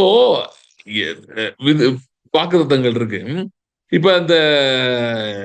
இப்ப ஃபார் எக்ஸாம்பிள் பாத்தீங்கன்னா இந்த ப்ராஸ்பெரிட்டின்னு சொல்றவங்க சில பேர் சொல்றாங்கல்ல, ப்ராஸ்பெரிட்டி எல்லாம் கேட்காதீங்க. அவங்க எல்லாம் வந்து ஏரோப்ளேன் வாங்குறாங்க. அவங்களாம் எப்படி வாங்குறாங்க? விசுவாசத்தினால வாங்குறாங்க. அது என்ன கேட்டகரியில வரும்? வாக்குத்தத்தமான ஆசீர்வாதங்கள்லாம் வராதா? இது வேற எதுல வரும்? அந்த காலத்துல ஒட்டகம் வந்துச்சு, இதெல்லாம் இருந்துச்சு, அதனால அது கொடுத்தாரு. இந்த காலத்துல என்ன இருக்கோ அது கொடுக்க மாட்டாரா? இப்படியே வருது. ஏசாயா 60 படிச்சு பாருங்க. ஏதோ ஒரு தேசத்தை பத்தி வரும். அந்த தேசத்துடைய வேகமான ஒட்டகங்கள், கேபாவா ஏதோ ஒரு தேசம், சேபா தேசமா ஏதோ தேசம், அந்த தேசம் வேகமான ஒட்டகங்கள் போகுமா. தர்ஷீஷின் கப்பல்கள் வந்து காத்திருக்கும். எதுக்காக? பொண்ணை கொடுக்கும்படி, பொண்ணுன்னா கேர்ள் இல்ல, கோல்டு. அதை கொடுக்கும்படியாக தர்ஷீஷின் கப்பல் வந்து உங்களுக்காக காத்திருக்கும் அப்படின்லாம் பைபிள்ல தான் போட்டிருக்கு. இதெல்லாம் நிறைய பேர் படிக்கிறதே கிடையாது. சோ படிக்காம வந்துட்டு இப்படி இருக்கு அப்படி இருக்கு ஏதாவது உளறிட்டு இருப்பாங்க. அதெல்லாம் கேட்காதீங்க. சோ இப்ப இவங்கெல்லாம் விசுவாசத்தினாலும் பொறுமையினாலும் எப்படி வாக்குத்தங்களை சுதந்திரிச்சாங்கன்றதெல்லாம் நீங்க செய்திகள்லாம் கேட்டீங்கன்னா அவங்க ஸ்டோரி சொல்லுவாங்க நிறைய. எப்படி கர்த்தர் சொன்னார், சொன்னபடி விசுவாசித்தோம், அது எப்படி அதோட பொறுமை எப்படி வந்தது. சோ இந்த பாயிண்ட்ல நான் பேசுறதெல்லாம் நம்ம எடுத்த பகுதியோட கனெக்டட் தான். நான் கடைசியில அதுக்கு வர்றேன். ஓகேயா? என்ன ஏதோ எடுத்துட்டு என்னமோ பேசிட்டு நினைக்காதீங்க. வர்றேன் அதுக்கு. அதாவது விசுவாசத்தை பத்தி நிறைய பேர் புரிஞ்சுக்கிறது இல்ல. விசுவாசத்துல நீங்க நிறைய பேர் நினைக்கிறாங்கன்னா ஒரு ஸ்டாண்ட் ஆஃப் ஃபெய்த் எடுக்கிறோம் பாத்தீங்களா? ஒரு விசுவாசத்துல ஒரு காரியம் நம்ம ஒரு இப்படிதான் நம்ம ஜெபிக்க போறோம், இதுக்காக தான் ஜெபிக்க போறோம், இதுதான் எனக்கு வேணும், இது எனக்கு கர்த்தர் கொடுக்கணும் அப்படின்னு நம்ம ஒரு ஸ்டாண்ட் எடுத்து நம்ம ஜெபிக்கிறோம் பாரு. சோ அப்படி நம்ம நிக்கும் போது ஸ்டாண்ட் ஆஃப் ஃபெய்த் பண்ணும்போது எடுத்தோடனே என்ன நினைக்கிறாங்கன்னா நிறைய பேர் ரிவார்ட் ஆஃப் ஃபெய்த் அடுத்து வந்துடும் நினைக்கிறாங்க. ரிவார்ட் ஆஃப் ஃபெய்த் உடனே வர்றது இல்ல. ஏன்னா அப்படின்னா விசுவாசம் பொறுமைன்னு சொல்லணும் தேவையில்லையே. சோ விசுவாசத்துல அடி எடுத்து வச்சோடனே நின்னோடனே நான்லாம் ரொம்ப நாளைக்கு நம்பிட்டு இருந்தேன். நம்ம ஒரு காரியத்தை விசுவாசிச்சு அதுக்கு ஆப்போசிட்டா நடந்துருச்சு அப்படி இருக்குதுன்னே நான் நினைச்சிட்டு இருந்தேன். வந்து இதெல்லாம் வந்து அப்ப நம்ம தப்பா ஏதோ அறகுறையா என்ன பண்ணிட்டோம் போல சொல்லி. இதெல்லாம் சில செய்திகள். இந்த ஏன்னா என்ன போட்டிருக்கு? விசுவாசனாலும் பொறுமையினாலும் வாக்குத்தத்தமான ஆசீர்வாதங்கள் சுதந்திரிகள் நீங்க பாருங்க போட்டிருக்கல. சோ அது சில பேரை பார்த்த பிறகுதான் எனக்கே புரிஞ்சது. ஆஹா நம்ம கரெக்டா தான் முடிவு எடுத்திருக்கோம். ஆனா நமக்கு விசுவாசம் புரியாதனால கன்ஃபியூஸ் ஆயிட்டோம். நான் சொல்றது ரொம்ப முக்கியமானது. சில பேருக்கு பேசிட்டு இருக்கேன். I know. சோ ஃபெய்த் வந்து ஸ்டேஜஸ் இருக்கு. ஃபர்ஸ்ட் வந்து statement of faith, first understanding of faith. அதுக்கு முன்னாடி விசுவாசத்தில் இப்படிலாம் ஜெபிக்கலாமா, இதுக்கெல்லாம் ஜெபிக்கலாமா அப்படின்னு தெரிஞ்சுக்கிறது ஃபர்ஸ்ட். அது வந்து அண்டர்ஸ்டாண்டிங் ஆஃப் ஃபெய்த், விசுவாசத்தின் புரிதல். ரெண்டாவது நிலைமை வந்து stand of faith. Stand of ஃபெய்த்னா ஆர் ஸ்டேட்மெண்ட் ஆஃப் ஃபெய்த்னா விசுவாச அறிக்கை. ஓகே, விசுவாசம் புரிஞ்சுக்கிட்டோம். அடுத்து விசுவாசம் இதுக்காக நான் நிக்க போறேன், இதுக்காக நான் ஜெபிக்க போறேன் அப்படின்னு ஒரு முடிவு எடுத்து எதுக்காக ஜெபிக்க போறேன், எதுக்காக நான் அறிக்கை செய்ய போகிறேன், எதெல்லாம் என்னுடையது, எதெல்லாம் கர்த்தர் எனக்கு தருவார் என்று நான் விசுவாசிக்கிறேன், அதற்காக ஜெபிக்க போகிறேன்றது விசுவாச அறிக்கை. அது அடுத்த ஸ்டேஜ், ஸ்டேட்மெண்ட் ஆஃப் ஃபெய்த். மூணாவது தான் நான் சொன்னேன், நிறைய பேர் உடனே ரிவார்ட் ஆஃப் ஃபெய்த் நினைக்கிறாங்க. No, third comes trial of faith, விசுவாச பரீட்சை. சரியா? முதல்ல விசுவாசத்தின் அறிவு வருது, அடுத்து என்ன வருது, விசுவாசத்தின் அறிக்கை வருது, மூன்றாவது விசுவாச பரீட்சை, test of faith, trial of faith. விசுவாசம் பொன் சோதிக்கப்படுமே, அப்படியே உங்கள் விசுவாசமும் சோதிக்கப்படும். யோசேப்புக்கு சொப்பனம் கொடுத்தாரு, 13 வருஷம் சோதிக்கப்பட்டான். சூழ்நிலைகள் அவனை கேள்வி கேட்டது, ஆனால் கர்த்தருடைய வார்த்தை புடமிடப்பட்டது. அது புடமிடுகிறது, நம்மை பொன்னாக விளங்க செய்கிறது. சோ அந்த சோதிக்கப்படுற காலத்துல பாத்தீங்கன்னா மறுபடியும் மறுபடியும் மறுபடியும் உடன்படிக்கை, கர்த்தருடைய வார்த்தைக்கு நாம் சென்று கொண்டே இருக்க வேண்டும். இதுதான் முக்கியமான ஸ்டேஜ். ட்ரையல் ஆஃப் ஃபெய்த்லாம் நிறைய பேர் என்ன நினைச்சிடறாங்கன்னா, ஓ அப்ப நம்ம விசுவாசத்தெல்லாம் தப்பு போல இருக்கு, தப்பா விசுவாசிட்டோம் போல நினைக்கிறாங்க. நம்ம வந்து ஏதோ அவசரத்துல மாம்சத்துல பண்ணிட்டோம் போல. ஏன்னா நிறைய பேருக்கு என்னன்னா, ட்ரையல் ஆஃப் ஃபெய்த் வந்துட்டாலே அதோட முடிவு பண்ணிடுவாங்க. அவ்வளவுதான், இதுக்கு ஒன்றும் நடக்காது, அவ்வளவுதான், அதோட முடிவு பண்ணிடுவாங்க. இதுக்கப்புறம் இன்னொரு நாள் நடக்க வாய்ப்பு முடிவு பண்ணிடுவாங்க. சோ அதை வச்சு அவங்க என்ன பண்ணுவாங்கன்னா, அவங்க விசுவாச அறிக்கையை பண்ணிட்டே இருப்பாங்க. இங்கெல்லாம் நிறைய பேர் குழம்புறது. இதை குழப்புவதற்கு என்றே சில பேர் அபிஷேகம் பண்ணப்பட்டவர்கள் இருக்கிறார்கள். அவர்களுக்கு வேலையே இதை குழப்புவதுதான். ஏன்னா அவங்க விசுவாசத்துல எதுவும் நின்று இருக்க மாட்டாங்க. அவங்க எல்லாம் ஒரே ஒரு விசுவாச அறிக்கைன்னா அவங்களுக்கு ஒண்ணுதான் தெரியும். அது என்னன்னா, செத்தால் பரலோகம் போகும் தான் தெரியும். வேற எதுவும் தெரியாது. வேற எதுக்கு விசுவாசத்தை அவர்கள் பயன்படுத்துவதும் கிடையாது. இவங்க எல்லாம் எதுக்கு ஈக்குவல்னா, அந்த ஒரு தாழ்ந்த புதைச்சு கதை தான். ஆனா இருக்கிறவனை குறை சொல்லிட்டு இருக்காங்க. எவனோ ஒருத்தன் ஒரு வீட்டுக்கு விசுவாசிட்டு அவனுக்கு கிண்டல் அடிக்கிறது. போய் உன்ட்ட என்ன காசு இருக்கு, எதுக்கு நீ வீடு இருக்கு, இப்ப எதுக்கு உனக்கு வீடு தேவையா, இப்பெல்லாம் கேள்வி கேட்கறது. நாங்களாம் விசுவாசத்துல இல்லையா? என்ன விசுவாசத்துல இருக்கோம்? கர்த்தர் என்னைக்கா ஒரு நாள் ஏதாவது ஒண்ணு தருவாருன்னு இருக்கும்ல, அது மாதிரி நீயே தேவையெல்லாம் இப்படிலாம் பண்ணிட்டு இருக்க அப்படின்னு சொல்லுவாங்க. சோ இந்த மாதிரி நேரத்துல பாத்தீங்கன்னா, நம்மளும் என்ன நினைக்கிறோம்னா, ஆண்டவரே இவன் வெக்கப்பட்டு போற மாதிரி 4 விஷயத்த செய்யுங்க ஆண்டவரேன்னு கேட்கிறோம். No, this is a trial of faith. இது இந்த நேரத்துல நீங்க அப்படி ஜெபம் பண்ணா நடக்குமான்னு எனக்கு தெரியாது, உறுதியை சொல்ல முடியாது. சரி, ஆனால் என்ன செய்யணும்னு எனக்கு தெரியும். ஏன்னா அதைதான் நானும் செய்கிறேன். அதனால உங்களுக்கு சொல்றேன், வேதமும் அதை தான் சொல்லுகிறது. இந்த நேரத்துல மறுபடியும் மறுபடியும் மறுபடியும் கர்த்தர் உண்மையுள்ளவர், கர்த்தர் உண்மையுள்ளவர், கர்த்தருடைய வார்த்தை மாறாதது அப்படின்றதுக்கு மறுபடியும் மறுபடியும் மறுபடியும் போயிட்டே இருக்கணும். நான் இப்பதான் வசனம் பாயிண்டா எடுத்துட்டு இருக்கேன். ஏன்னா எனக்கு ஆண்டவர் அந்த பகுதியை படிச்சுட்டு பேசுன்னு தான் சொல்லிட்டாரு. என்ன பேசுறேன் எனக்கு சொல்லல. நான் அதனால பேசதான் நான் சொல்லிட்டு இருக்கேன். சரியா? ரோமர் 4 அதிகாரம் 18 வசனம் அதுல சொல்லியிருக்கு, உன் சந்ததி இவ்வளவா இருக்கும் என்று சொல்லப்பட்டபடியே தான் அநேக ஜாதிகளுக்கு தகப்பனாவதை நம்புகிறதுக்கு ஏதும் இல்லாதிருந்தும் அவன் நம்பிக்கையோட விசுவாசித்தான். அவன் விசுவாசத்தில் பலவீனமா இருக்கவில்லை. அவன் ஏறக்குறைய 100 வயதாக இருக்கும் போது தன் சரீரம் செத்து போனதையும் சாராவுடைய கர்ப்பம் செத்து போனதையும் எண்ணாதிருந்தான். தேவனுடைய வாக்குத்தத்தை குறித்து அவன் அவிசுவாசமே சந்தேகப்படாமல், எப்பொழுது ட்ரையல் ஆஃப் ஃபெய்த் வந்தபோது, விசுவாசத்தின் சோதனை, விசுவாசத்தின் பரீட்சை வந்தபோது அவன் தேவனுடைய வாக்குத்தத்தை குறித்து அவிசுவாசமே சந்தேகப்படவில்லை. அதுக்குள்ள என்னன்னா, தேவன் வாக்குத்தம் பண்ணதை நிறைவேற்ற வல்லவராய் இருக்கிறார் என்று முழு நிச்சயமாய் நம்பி தேவனை மகிமைப்படுத்தி விசுவாசத்தில் வல்லவனானான். ஓகே, சாராளை பத்தி வரும். அது எங்க வரும்? எபிரேயர் 11 வருமா? அதுவும் படிப்போம். ஏன்னா இவங்க 2 பேர் தான் விசுவாச முன்னோடிகள், முதல் விசுவாச முன்னோடிகள் நமக்கு. சாராளும் வாக்குத்தத்தம் பண்ணினவர் உண்மையுள்ளவர் என்றெண்ணி கற்பந்தரிக்க பலனடைந்து வயது சென்றவளாய் இருந்தும் பிள்ளை பெற்றாள். ஆனபடியால் போதும். சோ விசுவாசின் பரீட்சையப்ப அவன் தேவன் வல்லவர் என்று நம்பினான் ஆபிரகாம். சாராள் கர்த்தர் உண்மையுள்ளவர் என்று நம்பினான். 2 aspect, power of God and faithfulness of God. இது ரெண்டே அவங்க 2 பேரும் நம்பினாங்களாம். அதுல வல்லவர்களானாங்க. சோ அந்த ட்ரையல் ஆஃப் ஃபெய்த் இருக்க நேரம் என்ன நேரம்னா, இட் லுக்ஸ் லைக் உங்களுடைய விசுவாச ஸ்டேட்மெண்ட்டே அடிச்சு நொறுக்கிற மாதிரி இருக்கும். அது பயங்கரமா இருக்கும். என்ன தோணும்னா, எதுக்கு உண்மையிலே நீங்க பாத்தீங்கன்னா, இந்த விசுவாசிக்காம சுத்திட்டு இருக்க குரூப் இருக்காங்க இல்ல, விசுவாச அன்பிலீவிங் பிலீவர்ஸ் அப்படின்னு உங்க யாரு ஜெரிசல் சொல்ல, அன்பிலீவிங் பிலீவர்ஸ், இந்த மாதிரி குரூப் இருக்கு. அவங்க எப்படின்னா, அவங்க பிராக்டிக்கல் ஃபெய்த் எல்லாம் கிடையாது. அது ஒரு பிலசாபிக்கல் ஃபெய்த். அப்படின்னு என்னன்னா, என்ன இயேசு பார்த்தது பண்ணித்தான் ஒரு நாள் பரலோகம் கூட்டு போற, அவ்வளவு. அதுக்கு நடுவில் இருக்கலாம், அது என்ன நடந்தாலும் அதை பத்தி அவங்க யோசிக்க மாட்டாங்க. கவலைப்படாது, எதுக்குங்க தேவையில்லாம இதெல்லாம் விசுவாசிச்சு இதை அறிக்கை பண்ணி எதுக்கு தான் தேவையில்லாத டென்ஷன். ஐபிஎல் பார்த்தோமா, மேட்ச் பார்த்தோமா, ஜாலியா சுத்தணுமா, பீச்சுக்கு போனோமா அப்படின்னு ஒரு குரூப் இருக்கு. சரியா? அது வேற. அவங்க என்ன சொன்னா கோச்சுப்பாங்க. நாங்க என்ன கிருபையில வாழ்ந்துட்டு இருக்கோம், எங்களை போய் நீங்க எதுக்கு தேவையில்லாம பேசுறீங்கன்னா சொல்லுவாங்க சில பேர். அதெல்லாம் கேட்காதீங்க. ஏன்னா நீங்க அதாவது என்னன்னா, கிருபை வந்து எப்படின்னா யார் யாருக்கு என்ன வேணுமோ அந்த அளவுக்கு கொடுக்கும். இப்ப நீங்க ஒரு பெரிய ஹோட்டல்ல போய் சில பேர் பாத்தீங்கன்னா இந்த டயட்ல இருப்பாங்க. அவங்க நிலைமைனா பரிதாபமா இருக்கும். அவங்க ஏதாவது குடும்பம் சில நேரம் நல்ல ஹோட்டலுக்கு போயிடும். அவங்க போய் அவங்களால எதுவுமே சாப்பிட முடியாது. ஏன்னா எல்லாத்துலயும் ஏதாவது ஒண்ணு இருக்கா, இல்ல ஃபேட் இருக்கா, இல்ல சுகர் இருக்கா, இல்ல இது இருக்கு அது இருக்கு. கடைசியில H2O அக்வா அது மட்டும் குடிச்சிட்டு வருவாங்க. அதே மாதிரி நிறைய பேர் கிருபையில வெறும் தண்ணி குடிச்சிட்டு போற குரூப் இருக்கு. கிருபை எங்க பாவத்தை ஆண்டவர் மன்னிச்சிட்டாரு. நாங்க செத்தா பரலோகத்துக்கு போவோம். அவ்வளவுதான் அப்படின்னு ஒரு குரூப் இருக்கு. சரியா? அவங்க வந்து பெருசா லைஃப்ல எதுவும் செய்யணும்னு அவங்க யோசிக்கவே இல்ல. கர்த்தர் என்ன அழைச்சிருக்காரு, அத பத்திலாம் கவலை இல்ல. எனக்கு மேன்மையான திட்டங்கள்லாம் வச்சிருக்காரு. அதெல்லாம் எதுக்குங்க? கிருபையில இருக்கும் அப்படின்னு சொல்லிட்டே இருப்பாங்க. வெறும் தண்ணி குடிச்சு பார்த்தா அவங்க விருப்பம். இவங்கலாம் நரகத்துக்கு போவாங்க. கர்த்தர் இவங்க மேல கோவமா இருக்காருலாம் நான் சொல்ல மாட்டேன். அதெல்லாம் உண்மை கிடையாது. கிடையாது. ஆனா கர்த்தர வச்சிருக்கத அவங்க அடையறாங்களா? Are they going to reach where God wants them to reach? What God has for them? Do they enjoy the blessing? அப்படின்னு கேட்டா அது ரொம்ப டவுட் தான். சொல்ல முடியாது. சோ அதனால அது இதையும் போட்டு குழம்பிக்காதீங்க. நான் சொல்றது வந்து யாரை பத்தி சொல்லிட்டு இருக்கேன்னா, கர்த்தர் எனக்கு வைத்திருக்கிறதை நான் அனுபவித்தாக வேண்டும் என்று நம்புகிறவர்கள், விசுவாசிக்கிறவர்கள். சோ இந்த சூழ்நிலையில நீங்க அந்த ட்ரையல் ஆஃப் ஃபெய்த்ல இருக்கும்போது இப்படி நடந்து போறவங்களா இருக்காங்க பாத்தீங்களா? ஜாலியா நடந்து போயிடுவாங்க. அவங்கள பார்த்தா நமக்கே தோணும், என்ன இவன்லாம் கர்த்தரை விசுவாசிக்கவே இல்ல, ஒண்ணுமே இல்ல. இவன்லாம் இப்படி இருக்கான், நல்லா தான் இருக்கான். ம். சரி நான் யோசிச்சுட்டு இருந்தேன். Why do we pursue wealth and prosperity? Why do you pursue wealth and prosperity?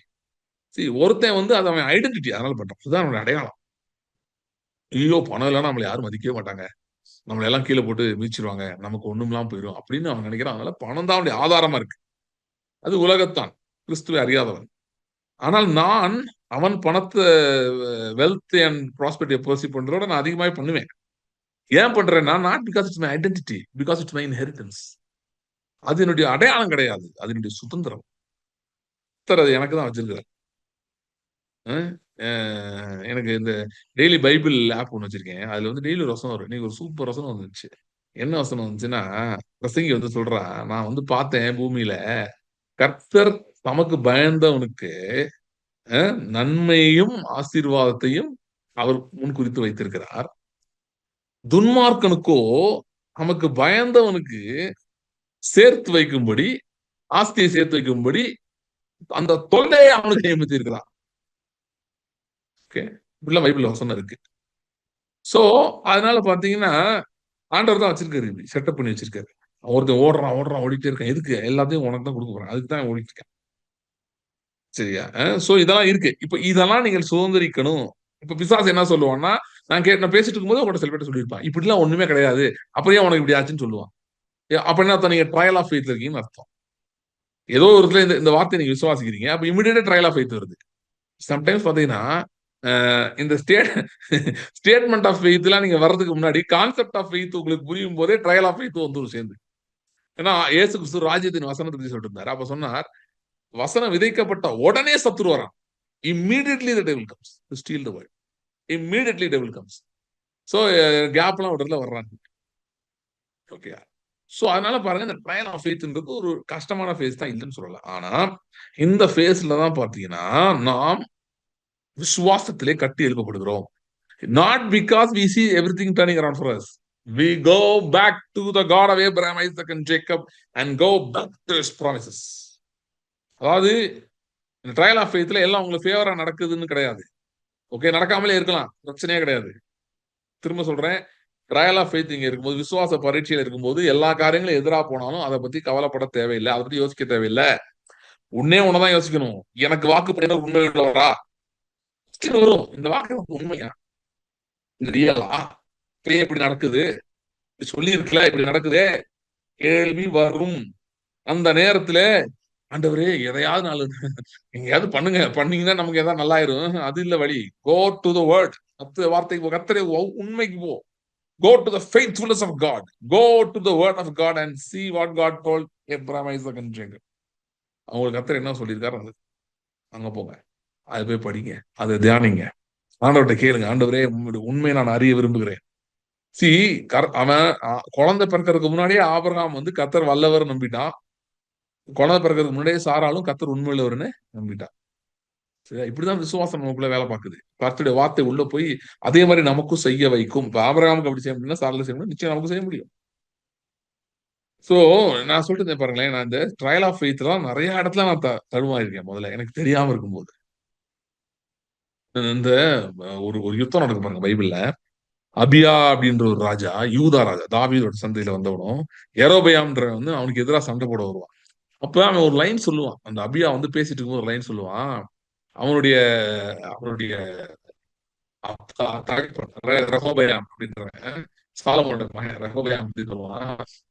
சாலமோனுடைய குமாரன் ரெகொபெயாம் என்பவன் இளம் வயதும் இன்னும் திடனற்ற மனதுமாய் இருக்கையில் சில பேர் அவனுக்கு எதிராக எழும்பி அவன் ராஜ்யத்தை அவன் புடுங்கிட்டாங்கன்னு சொல்லுவான். அதை நான் படிக்கும் போதுதான் கர்த்தர் என்கிட்ட சொன்னாரு, நீங்கள் அபிஷேகம் பண்ணப்பட்டவர்கள், அதுவும் நம்ம தாவீது அதான் படிச்சுட்டு இருந்தோம்ல, தாவீதுக்கு அருளின நிச்சயமான கிருபை, தாவீதின் சிங்காசனம், அதுக்கு ஹேர்ஸ் வேர், அதனுடைய சுதந்திரவாதிகள்லாம். ஆனால் விசுவாசம் இன்னும் ஸ்ட்ராங்கா இல்லாம இருக்கும்போது நாம் வாழ வயதும் திடனற்ற மனதுமா இருக்கிற மாதிரி ஸ்டேட்ல இருக்கோம். நம்ம we are young and we are not very strong in our mind. அப்படி இருக்கும்போது சத்ரு நமக்கு எதிராக எழும்பி அவன் ஆளுகை பண்ண ஆரம்பிச்சிடறான். இது மாதிரி ஒண்ணு நடக்குது. ஓகே, சோ இந்த மாதிரிலாம் இருக்குன்னு ஆண்டவர் சொன்னார். சோ இந்த ட்ரையல் ஆஃப் ஃபெய்த்ல வந்து ஏன் ப்ரொலாங் ஆகுதுன்னா, இன்னும் நம்ம அதுல இன்னும் ஸ்ட்ராங் ஆகல. அந்த கிங்டம்ல நம்ம இன்னும் ராஜாக்கள் அதிகாரம்ன்றது நமக்கு இன்னும் அது ஸ்ட்ராங்கா ஃபார்ம் ஆகல. இந்த உள்ளான மனிதன் சிறையிருப்பின் வஸ்திரங்களை களைந்து போட்டு, அடிமைத்தந்த வஸ்திரங்களை களைந்து போட்டு ராஜரீக வஸ்திரங்களை இன்னும் உடுத்திக் கொள்ளவில்லை. அதனாலதான் சில காரியங்களை மேற்கொண்டு கொண்டிருக்கிறது. சோ அது எப்படி மாத்துறது? கர்த்தருடைய வார்த்தை தான்.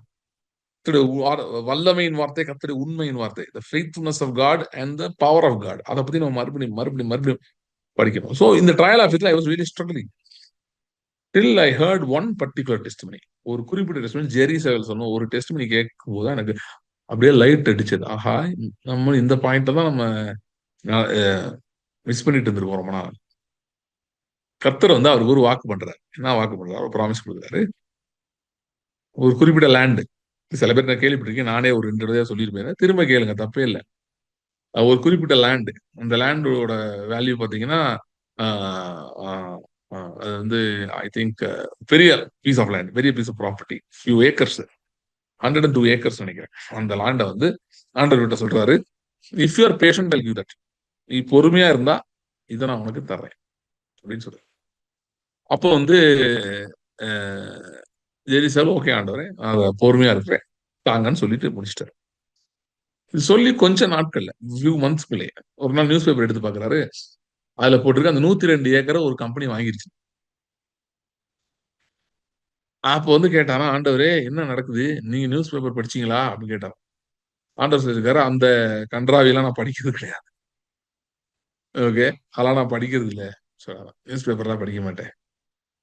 ஓகே, இல்ல என் லேண்ட் ஒருத்தன் வாங்கிடும். நான் உன்ட்ட என்ன சொன்னேன், பொறுமையா இருந்தா உனக்கு வரும்னு சொன்னேன். இப்ப இந்த பாயிண்ட்ல வந்து நிறைய பேர் என்ன ஒரு இடத்துக்கு கன்ஃபியூஷன் வந்துருவாங்கன்னா, இப்ப கர்த்தர் சொல்லலைங்க, அது நம்மளா கேட்டிருக்கோம், அதுதான் இப்படி ஆச்சு. இல்ல இப்படி ஆகுமா, அது எப்படி அவங்க கைக்கு போயிருக்கோம், கை மாறிடுச்சு. அப்ப என்ன அர்த்தம்? கர்த்தர் சொல்லல, நம்மளா என்ன பண்ணிட்டோம். இதுதான். ஆனா இவர் சொல்றாரு, கர்த்தர் சொன்னதை என்கிட்ட என்ன சொன்னாரு, பொறுமையா இருந்தாங்க, பொறுமையா இருக்கிறேன், பொறுமையா இருந்தேன். நடந்ததுன்னா 2 வருஷத்துல அந்த ப்ராப்பர்ட்டி 5 பேர் கை மாறி இருக்கிறது. அப்புறம் எவனுமே வழங்காம போயிட்டான். அதை எடுத்தவன் தொட்டவன் பூரா கெட்டான். 4 பேர் மாத்தி 5வது ஆளுக்கு போகும்போது அவ்வளவு ஒரு பேங்க்ரப்ட் ஆயிட்டான். இதெல்லாம் ரியல் எஸ்டேட் கம்பெனிஸ் வாங்கியிருக்காங்க. 102 ஏக்கரை வாங்கி அவங்க வந்து விற்கலாம்னு சொல்லிட்டு பார்த்தா எவனுக்குமே வழங்காம எல்லாம் போய் எல்லாரும் பேங்க்ரப்ட் ஆயிட்டான். 2 வருஷத்துல பேங்க்ரப்ட் ஆகி கடைசியில வந்து அந்த லேண்ட் வந்து ஏகப்பட்ட வில்லங்க அது இதெல்லாம் தாறுமாறாகி, ஏன்னா ஒருத்தன் காசு கொடுத்துருக்கான், ஒருத்தன் வந்து பேங்க் லோன் எடுத்துட்டான், இது பண்ணிட்டான் அது பண்ணிட்டான், இந்த மாதிரிலாம் நிறைய கன்ஃபியூஷன் ஆகி இவர் ஆபீஸ்க்கு போன் கால் வருது ஒரு நாள், அந்த லோக்கல் அந்த கவர்மெண்ட் அத்தாரிட்டிஸ் ஆஃபீஸ்ல இருந்து. அப்போ வந்து அவங்க லாயர்கிட்ட வந்து கேட்டாங்களாம், இந்த மாதிரி ஜெரிசாலோட லாயர்கிட்ட, இந்த ஏரியாலேயே நல்லா இருக்குது அவர் மட்டும் தாங்க இருக்காரு, ஜெரிசால் மட்டும் தான் அந்த ஏரியாலே நல்லா இருக்காரு, அதனால இந்த 102 ஏக்கர் ஒண்ணு இருக்கு, ப்ராப்பர்ட்டி ஒண்ணு, இதை வந்து அவர் வாங்குறாரான்னு கேளுங்க. ஆனா இதுல வந்து அந்த வில்லங்கங்கள்லாம் மாத்தணும், வேணா அதே பேர் லோன் வாங்கியிருக்கான், அது இந்த குழப்பங்கள்லாம் இருக்குல்ல, இதெல்லாம் கிளியர் பண்ணி ஒரு பேஸ் பிரைஸ்னா $2 மில்லியன், $2 மில்லியன் மினிமம். அது அவளை கொடுத்தாதான் இதை வந்து அதுக்கு மேல நீங்க எவ்வளவு தரீங்கன்றது பொறுத்தான். இது அப்பதான் எங்க கிளியர் பண்ணவே இவ்வளவு செலவாகுது, இதுக்கப்புறம் நீங்க மேற்கொண்டு எவ்வளவு தரீங்களோ அதை வச்சுதான் நான் இது பண்ண முடியும். உடனே இவர் வச்சு நான் ஜெரிட்ட கேட்டு சொல்றேன், லாயர் சொல்லிட்டு ஜெரி சேவல்கிட்ட பேசினாராம். அப்போ ஆண்டவர்கிட்ட சொல்லியிருந்தா, நீ பேஷண்டா இருந்தா ஓன் டேர்ம்ஸ்ல இது கிடைக்கும்னு சொல்லியிருந்தாராம். இது ரொம்ப முக்கியமான பாருங்க, விசுவாசத்துல நீங்க நிக்கிறீங்களா, அதோட பொறுமை நீங்கள் கடைபிடித்தீர்கள் என்று சொன்னால் பொறுமை கடைபிடிக்கிறதுனா முன்னாடி சொல்லியிருக்கேன். சும்மா ஐயோ எப்படியாவது அமைதியா உட்காந்துக்க போறேன் இல்ல. கர்த்தருடைய வார்த்தைக்கு மறுபடியும் மறுபடியும் போறதுதான் பொறுமை. பொறுமை இஸ் ஆல்சோ கன்சிஸ்டன்சி. திரும்ப திரும்ப ஒரே இதை செய்யறது. சரியா? என்னது மறுபடியும் கர்த்தர் சமூகத்துக்கு போறது, கர்த்தருடைய வார்த்தைக்கு போறது. கர்த்தாவே நீங்க என்று சொல்லுங்க. சூழ்நிலை என்று இப்படி சொல்லுது, நீங்க பேசுங்க. சூழ்நிலை இப்படி சொல்லுது, நீங்க பேசுங்க. மறுபடியும் மறுபடியும் மறுபடியும் அவர்கிட்ட போய் உட்கார்ந்து இருக்கிறது consistency. Okay. So sorry patience. கன்சிஸ்டன்டா அவட போறதா பேஷன்ஸ். சோ இவர் சொன்னாராம் லாயர்கிட்ட சொல்லி இதை சொல்லிரு, ஒரே ரேட்டு மொத்தம் 102 ஏக்கர் எனக்கு வேணும். அதுல இருக்க எல்லா இல்லங்கத்தெல்லாம் நீங்களே ரிமூவ் பண்ணி கிளீனா எனக்கு பட்டா கிட்டா போட்டு நீட்டா எந்த டாக்குமெண்ட் எல்லாம் அடகு வச்சாலும் கிளியர் பண்ணி எல்லாம் எடுத்து எனக்கு கொடுத்துடணும். 22 மில்லியன் கேட்டீங்கல்ல, $200,000 தரேன் சொல்லலாம். அதுல 10%. அவங்க சிரிச்சாங்களாம் ஆபீஸ்ல. என்னங்க இப்படி சொல்றாரு உங்க ஆளு, கரெக்டா தான் பேசுறாரான்னு. உடனே உங்க லாயர் சொல்லிருக்காரு, ஐயா எங்க பாஸ் சொன்னதை நான் உங்கள்கிட்ட சொல்லிட்டேன், நீ போய் உங்க ஆபீசர்கிட்ட பேசி எல்லாத்தையும் பேசிட்டு ஓகேனா சொல்லு, இல்லைன்னா விட்டுரு அப்படின்ற. சரி, கர்த்தர் நம்மளை நடத்தும் போது சொல்லன்னு பாத்தீங்கன்னா, எந்த அளவுக்கு நம்ம ஆவியில இல்ல கர்த்தருடைய சமூகத்துல டைட்டா சில விஷயங்களை பிடிச்சு வச்சிருக்கோமோ, மீனிங் வந்து யூ ஆர் ஷியோர், கர்த்தர் உங்களுக்கு அதை காட்டிட்டாரு, அது உங்களுக்கு நல்லதுன்னு உங்களுக்கு சொல்லிட்டாரு, உங்களுக்கு அது புரிஞ்சிருச்சு. So you want that. So அதை நீங்க ஸ்பிரிட்ல டைட்டா ஹோல்ட் பண்ணி வச்சிருக்கீங்க. ஆனா வெளிய அதை எவ்வளவு லூசா ஹோல்ட் பண்ண முடியும் அப்படிதான் ஹோல்ட் பண்ணணும். ஃபார் எக்ஸாம்பிள், உங்க கணவருக்காக ஜெபம் பண்றீங்க, அவர் சரியில்லை, அவர் பிரச்சனை பண்றாரு, அவரு நல்லா ஆகணும் அப்படின்னு ஜெபம் பண்ணிட்டு இருக்கீங்கன்னா, நீங்க ஆவியில வந்து you can take authority and tell every spirit that is controlling him to get lost. You can tell மரியாதையர் ஓடிடு, ஏரியா பக்கம் வராது, தொட்ட கெட்ட அப்படின்னு பேசிடலாம். You can take authority in the spirit. சர்ப்பங்களையும் தேள்களையும் மிதிக்கவும் சத்ருவின் சகல வல்லமை மேற்கொள்ளும் அதிகாரம் கொடுத்துருக்காரு. ஸோ அங்க ஏதோ சர்ப்பம் தேள் தான் சுத்துது, அதுதான் அந்த வேலையை பண்ணுது, நாட் த பர்சன். ஸோ அது மேல அத்தாரிட்டி, அது especially they are a blood relation, you have dominion and authority over them. Okay. And if ஏன்னா சும்மா தாறுமாறா யூஸ் பண்றது இல்ல, அவங்க பிசாசின் வஞ்சகத்துல இருக்கும்போது அந்த ஆவிகளை விரட்டி அவர்கள் அதிலிருந்து விடுதலை ஆக்குறதுக்கான அத்தாரிட்டி கர்த்தர் உங்களுக்கு கொடுத்துருக்காரு. அதை தான் நான் சொல்றேன். ஸோ அதை நீங்க யூஸ் பண்ண முடியும். ஸோ அதை எந்த அளவுக்கு நீங்க ஸ்பிரிட்ல காட்டுறீங்களோ அதுக்கு ஆப்போசிட்டா வெளியே இருக்கணும். ஆயாள்கிட்ட போய் நான் உன்னைய கண்ட்ரோல் எடுத்தேன் தெரியுமா அப்படின்லாம் பேசக்கூடாது. அதுதான் புத்தி இல்லா ஸ்திரீ வீட்டை இடித்து போடுறான்னு போட்டிருக்கு. பக்தி இருக்கு ஆனா புத்தி இல்லை, அது பெரிய ப்ராப்ளம்ல. சோ பக்தியில விசுவாசம்லாம் இருக்கு, புத்தி வேலை பார்க்கல. அதனால போய் நேர்ல போய் எதையா சொல்லிடுறது. சொன்னோடனே ஆயாளு அங்கதான் ஸ்பிரிட்ஸ் இருக்கே, அது உங்களை நோண்டிடும். நல்லா நோண்டோடனே நீங்க உங்க விசுவாசத்தை விட்டே போயிலாம் சில பேர் வந்து அடியே போட்டவங்க எல்லாம் இருக்காங்க. ஏன்னா விசுவாசம் போயிருது, பயம் வந்துருது, இல்ல இதாயிருது. ஸோ அதனால ஸ்பிரிட்ல இருக்கிறது வேற, இதுல இருக்கிறது வேற. ஓகே. ஸோ ஸ்பிரிட், இந்த ஸ்பிரிட் அவர் விசுவாசத்துல இருக்க கண்டிப்பா கர்த்தர் கொடுப்பாரு. ஆனா வெளியே சொல்லும் போது இந்த ரேட்டு தான் சார், எப்படியாவது பார்த்து போட்டுக்கலாம். அதாவது என்னன்னா, நம்ம இந்த ஆபிரகாம் இந்த ஈசாக்கு இஸ்மாயில் இறங்கினாங்களா அந்த மாதிரி போயிடக்கூடாது. நம்மளா நிறைவேற்றிடுவோம் வாக்குத்தத்தத்தை ஸ்ட்ராங்கா. இவ்வளவுதான், இப்படிதான் முடியும். போய் சொல்லுங்க, ஓகேனா ஓகே, இல்லைன்னா பரவாயில்ல. அது என்ன விசுவாசத்தை காட்டுதுன்னா, என் டர்ம்ஸ் தான் ஒத்து வருவான், அவனால ஒன்றும் பண்ண முடியாது. கடைசியில என்ன இருக்குன்னா ஓகேன்ட்டாங்க. ஓகேன்னு சொல்லி அவங்க சொல்லியிருக்காங்க. ஏன்னா என்னாலே நம்ப முடியலங்கன்னா அந்த ஆள் சொல்லியிருக்காரு, அந்த ஆபீஸ்ல ஃபோன் பண்ணுவாரு. ஏன்னா எங்க பாஸ் எப்படி ஓகே சொன்னாங்கன்னு, எங்க ஆபீஷியல்ஸ் எப்படி ஓகே சொன்னாங்க எனக்கே தெரியலங்க. ஆனா ஓகே சொல்லிட்டாங்க, இந்த ரேட்டுக்கு ஓகேன்னு சொல்லி லேண்ட் இவர் கை மாறி அவர் அதை வச்சு ரியல் எஸ்டேட்லாம் பண்ணி பெரிய நேச்சுரல் கேஸ் அங்க இருக்குன்னு சொன்னாரு. அதெல்லாம் எடுத்து வந்தாரு. எவ்வளவு நாளைக்கு லீஸ் கிடைத்தோ நிறைய லீஸ் எல்லாம் கிடைச்சிச்சு நம்ம சொன்னார் நிறைய. ஓகே. சோ இப்ப பாத்தீங்கன்னா எப்படி ஒர்க் ஆகுது பாருங்க. விசுவாச பரீட்சை அப்படின்னு ஒண்ணு இருக்கு. சரியா? விசுவாச பரீட்சைன்னு ஒண்ணு இருக்கு. அந்த பரீட்சை முடியும் போது எப்படி ரிசல்ட் வருதோ அதே மாதிரி அடுத்து விசுவாசத்தின் ரிவார்ட் ஆஃப் ஃபெய்த் இருக்கு. ஓகே. நான் இப்ப இவ்வளவு நேரம் வந்து பேசி இந்த இடத்துக்கு வந்திருக்கோம். இதுக்கு வந்திருக்கோம், இந்த விசுவாச பரீட்சைக்கு வந்திருக்கோம். இந்த எபிரேயர் நம்ம படிச்ச வசனம் இந்த சூழ்நிலை இருக்கிறவர்களுக்காக. ஓகே. ஏதோ ரேண்டமா எங்கேயோ இருக்கவங்களுக்காக கிடையாது, இந்த சூழ்நிலை இருக்கிறவங்க. இப்ப திரும்ப எபிரேயர் 4 அந்த 3 கடைசி 3 வசனங்கள் பார்த்தீங்க சிஸ்டர். எபிரேயர் 4 கடைசி 3 வசனம் வாசிங்க.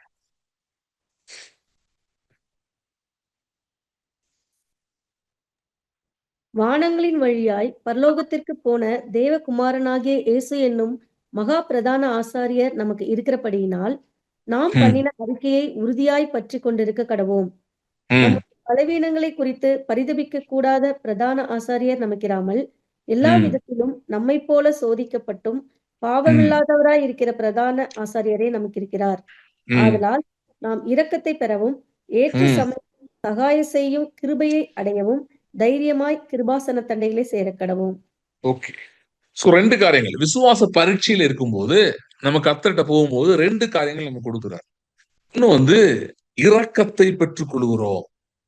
ஓகே. முதல்ல இரக்கம். இரக்கம்னா என்ன அப்படின்னா, பிசாசு உங்களுக்கு என்ன பொய் சொல்லி வச்சிருப்பான்னா, ஆண்டவருக்கு மேல இரக்கம் இருக்கா கொஞ்சமாவது? உன் மேல கன்சர்ன் இருக்கா? இருந்தா இப்படி உன்னை கஷ்டப்பட விட்டுட்டு பாத்துட்டு இருப்பாரா? கஷ்டப்பட விட்டுட்டு பாத்துட்டு இருப்பாரா? ஓகே. இன்னொன்னு, அன்னைக்கு ஒரு ஆண்டிட்ட பேசிட்டு இருந்தேன் நானு. அவங்க பாத்தீங்கன்னா விசுவாசத்திலே கர்த்தர் கொடுத்த தரிசனத்துக்கு ரொம்ப உண்மையா இருந்து நிறைய காரியங்கள் செய்யணும்னு முயற்சி எடுத்து மிகவும் சோதிக்கப்பட்டு ரொம்ப கஷ்டப்பட்டு இருக்காங்க அநேக காரியங்கள். அவங்க முன்னாடியே என்னால் இந்த கேள்வி கேட்டிருக்காங்க. நான் கர்த்தர் எனக்கு கொடுத்த தரிசனத்துக்காக தான் நான் இவ்வளவு வேலை பார்க்கிறேன். எனக்கு இவ்வளவு பிரச்சனை இருக்கு. அவன் எந்த தரிசனமும் இல்ல. அவன் ஒரு ஒரு உலகத்தான், கிறிஸ்தவனா இருந்தாலும் உலகத்தான் மாதிரிதான் இருக்கான். அவன் எல்லாம் நல்லா ஈஸியா அவனுக்கு அதெல்லாம் நடக்குது. எனக்கு அதுக்கே நான் ஜோமனாதான் நடக்குது. அந்த மாதிரி இருக்கு. எப்படி இருக்கு அப்படின்னு. அப்பதான் அவங்கள்ட்ட நான் சொன்னேன், நம்ம ஆண்டவர் எப்படியாவது அச்சீவ் பண்ணி நம்மளை அழைக்கல. நல்லா கவனிங்க. இப்ப எப்படியாவது நீ சக்சஸ்ஃபுல்லா இருக்கணும்னு சொல்லல. இப்படிலாம் அழைக்கல. ஏன் கூட வா, நான் உன்னை சக்சஸ்ஃபுல் ஆக்குறேன்னு சொல்லியிருக்காரு. ஆபிரகாம் கர்த்தர் அழைக்கும் போது நீ பெருமை ஆகணும், எப்படியாவது என் பேர் இப்ப நீங்க பேரண்ட்ஸ் சொல்லுவாங்கல்ல, நல்லா படிச்சு முன்னுக்கு அம்மா அப்பா பேரை காப்பாத்தணும்ப்பா, அப்படிலாம் அவர் சொல்ல. அவர் சொல்றாரு, உன் பேரை நான் காப்பாத்த வேண்டாம், I will make your name famous. So he's calling us for all the blessings. Okay, financially எடுத்துக்கிட்டாலே he wants you to be rich and prosperous. ஆனா that's not somehow. எப்படியாவது நீ பணக்காரன் ஆயிரு, எப்படியாவது சக்சஸ் ஆயிரு. கர்த்தர் யோசேப்பு போல இருந்தால் அவன் காரியசித்தி உள்ளவனா இருந்தான். he was successful man அப்படின்னு வருது இங்கிலீஷ்ல. சோ அந்த சக்சஸ் somehow சக்சஸ் கிடையாது. இங்க என்னன்னா, இவர் என்ன சொல்றாருன்னா, என் வழியில நீ சக்சஸ் ஆகணும்னு நான் விரும்புறேன்றாரு. அதுதான் நம்முடைய கோலே. அதுதான் லைஃபோட கோலே. அதுதான் நம்ம லைஃபோட கோல் எப்படியாவது சக்சஸ்ஃபுல்லா இருக்கணும்ன்றது கிடையாது. கர்த்தருடைய வழியில போய் சக்சஸ் ஆகணும். அவருடைய அதனால பார்த்தீங்கன்னா இங்க ஒரு எக்ஸ்ட்ரா ஒண்ணு இருக்கு. சோ அதனால சில பேர் சில இடத்துல பண்ற காம்ப்ரமைஸ் நம்ம பண்ண முடியாது. எப்படினாலும் பணக்காரன் ஆகணும்னு நினைக்கிறவன் என்னன்னாலும் செய்வான். நம்ம அப்படி செய்ய போறது கிடையாது. இதுதான் நமக்கும் வெளியே இருக்கிறவங்களுக்கும் வித்தியாசம். நம்ம அப்படி செய்ய போறோம். நாம் கர்த்தரின் ஆசீர்வாதத்தை கையேந்தி நிற்கிறவர்கள். கர்த்தரின் ஆசீர்வாதமே ஐஸ்வர்யத்தை தரும், அதனோட வேதனை கூட்டார், அதை நம்புகிறவர்கள். அவர் வேறு எங்கிருந்தும் இல்லை. இந்த ஒரு பாட்டு இருக்குல்ல, வேறு எங்கிருந்தும் இல்லை, எவரிடம் இல்லை, உண்மையா நோக்கி பார்க்கிறேன். அதுதான் நான். வானத்தையும் பூமி உண்டாக்கின கர்த்தரிடத்துல எனக்கு ஒத்தாசை வரும். குதிரை இத்தனை நாளுக்கு ஆயத்தமாக்கணும், ஜெயம் எங்கிருந்து வரும்? கர்த்தரால் வரும். நம்ம அப்படிப்பட்ட ஜெயத்தை நாடுகிறவர்கள், அப்படிப்பட்டதை நாடுகிறவங்க. அதனால பாத்தீங்கன்னா நம்மளோட அசஸ்மெண்டே வேற. அதான் உங்ககிட்ட சொன்னேன், இன்னைக்கு உங்களை பார்க்கும்போது நிறைய பேர் உங்ககிட்ட பெருசா இருக்குன்னு சொல்லாம இருக்கலாம். I don't believe it will continue. God will definitely change. அவங்களுக்கு அற்புதங்கள் செய்ய ஆரம்பிச்சிட்டாரு. அது அவங்க சாட்சிகள் சொன்னாங்க. தொடர்ந்து இன்னும் செய்வார், நான் இல்லைன்னு சொல்லல. நிச்சயம் மாறும். ஆனா அட் திஸ் பாயிண்ட் கூட நம்ம அசஸ்மெண்ட் ராங் கம்பேரிசன் பண்ணிருக்கோம். நிறைய நேரத்துல நம்மளையும் இன்னொருத்தனையும் பாக்குறோம். அவனுக்கு தரிசனமும் கிடையாது, ஒண்ணும் கிடையாது. ஓகே, அவனுக்கு ரெஸ்ட்ரிக்ஷனே கிடையாது. அவன் என்னாலும் செய்வான், எப்படினாலும் செய்வான். நமக்கு அப்படி இல்லை. we are bound by certain laws, certain restrictions. நமக்கு நமக்கு சில தீர்மானங்கள் எடுக்கிறோம். நம்ம சொல்றோம், இப்படிதான் கர்த்தர் தான் நம்ப போறேன், நான் மனுஷனை நம்பி போறது இல்லை. நான் எப்படியாவது பணத்தை கொடுத்து செஞ்சிடலாம் அப்படின்னு நான் செய்ய போறது கிடையாது. நான் எப்படியாவது இந்த இவரை பார்ப்போம், அவரை பார்ப்போம், அவர் கால விடுவோம், ஐயா இவர் இந்த ஐயா பத்து கெஞ்சுவோம், அப்படி நாம் செய்ய போறது இல்லை. நம்ம தானியேல் எருசலேமை நோக்கி ஜன்னலை திறந்து வச்ச மாதிரி நாம் நம்முடைய பலகணிகளை ஆவியை நோக்கி திறக்கிறோம். நம்முடைய புதிய எருசலேம் ஆவியில் இருக்கிறது இல்லை, அதை நோக்கி திறக்கிறோம். அங்கே ராஜா இருக்கிறார், அவரை நோக்கி திறக்கிறோம், அவரை நோக்கி மட்டுமே பார்க்கிறோம். மோசே சொன்னது போல நம்ம சொல்றோம், ஆண்டவரே நீர் போல எங்களை இங்க நான் கிளம்பவே இல்லை, இங்கே வனாந்தரத்துல உட்கார்ந்திருக்கேன் நான்.